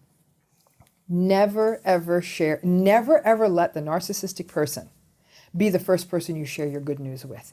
Never. You should have called your bestest person at that point. Who's going to celebrate you? Who would have been like, oh my gosh, we all got him, right? Like the good thing happens and you're like, I got to tell this person. And they're like, oh my gosh, 20 bottles of champagne. We're having a party. That's who you tell first. Then you got your other people who are going to be happy for you. And then, and only then, do you tell the narcissistic person. Because at that point, you felt that your good news was held and cherished and celebrated, and you just feel happy. You shared it with people who are able to mirror it back to you, that feeling of goodness. That's what parenting is about, by the way. When your kid says, look, Mommy, I got an A on my exam. Honey, that's so great. Not like, oh, I'm too busy to deal with that right now. And that's what kids who have narcissistic parents get a lot of, like, I don't have time for that right now, and right? Their success is never enough. It's never, it's never enough. What else do I need to do to get the attention? Right. Yeah. But in adulthood, that mirroring matters. And then once you do that, and you roll up to the narcissistic person like, I wish my life was like that. In some ways, you've been so buoyed that it'd be like, you know what? Like, you don't even, at some point you're like, whatever. Oh, yeah, I hope it is too. I hope that works out for you. You feel good, you feel seen. And that's the good. The bad, same thing. Never go to a narcissistic person first with your bad stuff. What happens when you share bad They'll news? either feel inconvenienced, frustrated. What do you want me to do about this? Oh my gosh, like, oh, I have so many things are being asked of me. They go into their victim thing. Yeah, you figure it out. Yeah, you figure it out, like how, and you feel, let's say it's like really bad news, like I found out my mom is really sick, or it turns out they're going to be downsizing my division and I'm probably going to be in that first round of layoffs, or whatever it is. You find out your friend is ill or you're ill or something. More often than not, the narcissistic person, it's almost like they don't want to hear that there's like real stuff that happens in the world that has nothing to do with them. Your mother being sick has nothing to do with them. So they're really not that interested, and that you might interrupt them and bring some like negative juju into their life. They don't want that. So I always say to people, have your people to take your bad news to, so people can offer empathy, compassion, emotional support, practical support, and only as an afterthought will you say, because now you've been held, you've been supported, you might have the strength to say at some point, like, yeah, my mom's sick. And they're going to have whatever foolish, unempathic response they have, but now you've been supported. So that takes us to the indifferent. And I tell everyone in a narcissistic relationship, keep it in your phone, make a little list of completely vacuous topics: the weather, they're building a new house across the way. Can you believe that new grocery store is coming into town? Go back to the weather. You avoid anything that's a third rail, that's a sensitive issue, or where their negativity could hurt you. Oh my gosh. So then you can kind of keep the trains running on time. Like, can you believe this heat? And it's great. I live out in the San Fernando Valley, so I was like, can you believe this heat? In fact, all the narcissistic people out there are going to know now, I think they're narcissistic because that's how I always start the conversation. Can you believe this heat?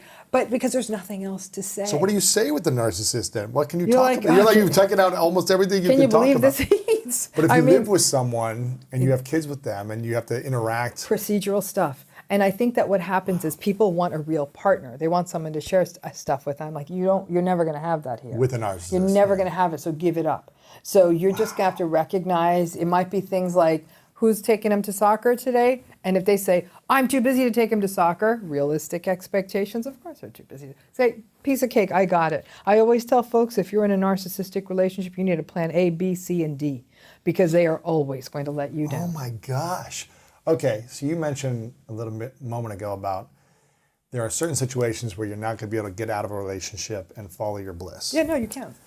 But is there a world where you could at some point, as opposed to saying, I've got to live for the next 30 years with this person or 10 years with this person? That sounds like a free prison sentence. You're in the free world, but you're living a prison inside in your own home. That doesn't seem like a healthy lifestyle. It's not. Because I work with such varied audiences, I'm very, very mindful of how painful it is for people to say, if you don't go, then. Now, I've said to them, if you don't go, there's limits to how far I can take you on this growth process, because you're still constantly having this echoing voice that invalidates you and reminds you of that invalidation, in the next room. So there's only so much, but there's still a lot of growth. I mean, your life almost becomes a series of silent acts of rebellion. Some people, literally, I know some folks told me, you know what, I was inspired by what you said, so I just went to an online university and I got my degree and I never told him. Wow. And I was like, it's that just to me inner is triumph. victories. Yeah, that's a triumph. It's like everything's a little game for yourself to find your own joy. Correct. And they volunteer in their community. And what they recognize is that the volunteering is joyful. Oh, yes. The narcissist would say to them, why would you want to help a bunch of people who are too stupid to help themselves? They if anything, they'll say their horrible negativity only reinforces that I'm totally right about them. I'm not wrong about this.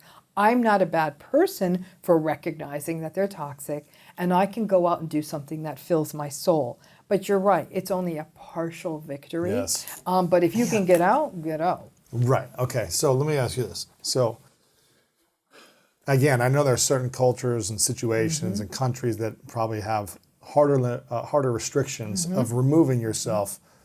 So, okay. So let's figure this out. It's going to be painful to stay in the marriage if there's with a narcissistic person. It's going to be extremely painful to leave for potentially years, where you might have to find a whole new community, move, build friendships and relationships again, be on your own, all that stuff. But if there's light at the end of the tunnel when you leave, 3, 5, 7 years out, as opposed to being in the relationship for that time, is that the better solution? I think that it's so hard to say, because if somebody said to me, tell me the best solution, take away all the contextual factors, it's obviously not to be in such a relationship. When we talk about how people manage themselves in these relationships, there's all these forms of contact you can have. And the most extreme is no contact, which means done. You block them, you cut them out, you don't speak to them, you don't take their calls, nada, nothing. And you know what? There's places I've actually seen the hard data on this. Everyone will say, no contact, awesome. Like, I feel so much better now that they no longer exist in my life. But it's a really limited strategy. If it's your family member, if it's someone you co-parent with, it's somebody you might still have professional contact with. So that's such an extreme that it might work like somebody, let's say someone dated someone and you don't have a ton of mutual friends and you move away physically, no contact can happen. And let me tell you, I've done no contact. Whew, it's good. Okay? Yeah. Then there's low contact. Now, low contact can be done in a couple of different ways, but it tends to be, what I'd say more perfunctory. You don't really engage with them. It's just really just sort of if, let's say it's a family member, you've decided like, okay, this person's so bad for me, I want nothing to do with them, but your beloved cousin's getting married. You may you say to beloved cousin, just whatever the opposite side of the room for seating me is, I'd appreciate it. Maybe they come and talk to you and you give them very simple yes, no, kids are great responses. You go to the bathroom a lot when they approach you. People are going to think you have some sort of digestive problem, but it's a great out. But you step away, and if it gets to be too much, you give yourself permission to leave. So it is, low contact doesn't mean like they come to you and you don't speak to them. You might say, oh, hi, yeah, kids are great, yeah, it's been a long time. Yeah, I actually got to run to the restroom. Right. It's one of those. And so, or I got to run, I've got a call or whatever. So you find your ways to maintain, and then you won't have contact with them maybe for 10 more years until there's another wedding or funeral or something like that. So that's more of the low contact. And and then there's all these techniques like gray rock and yellow rock, like all these techniques to figure out ways to communicate. But the tool I give people, and I think maybe I talked about this last time, I don't remember, but it's something I call don't go deep with them, which means don't defend, don't engage, don't explain, and don't personalize. And it's a mantra, like don't defend, don't engage, don't explain, don't personalize, deep. What happens if you do any of those If you defend, you're going to get in the mud with them and they like it and you get dirty. So that doesn't make sense. So you don't want, if you defend, it's just going to escalate and gaslight and fight and there's no point because you're not going to end in any kind of sane, rational place. When you explain, they will definitely gaslight you. So there's no point to that. Engaging means don't get into a conversation with them. Do not ask them what they think of something. Do not tell them that good news. And don't personalize. This isn't about you. They do this to anyone in your position. They're going to manipulate. It's what they do. And so they're going to lie. They're going to gaslight. It's just how their personalities are organized. It's not about you. There's nothing you can do to change this. Not you, not me, not anybody. And so it's a really fun, then that's what we call radical acceptance. And nothing you can do. Oh man, it's so true. It ain't going to change, and that's not because, and a lot of people say, well, it's not going to change because I'm not enough. It's not going to change because it's not going to change. No one's ever enough for them. I want to discourage the idea that it doesn't take effort, that love doesn't take action, that love doesn't need intention, that love doesn't need working on yourself. I want to discourage that idea because I think the idea that it perpetuates is love is going to find you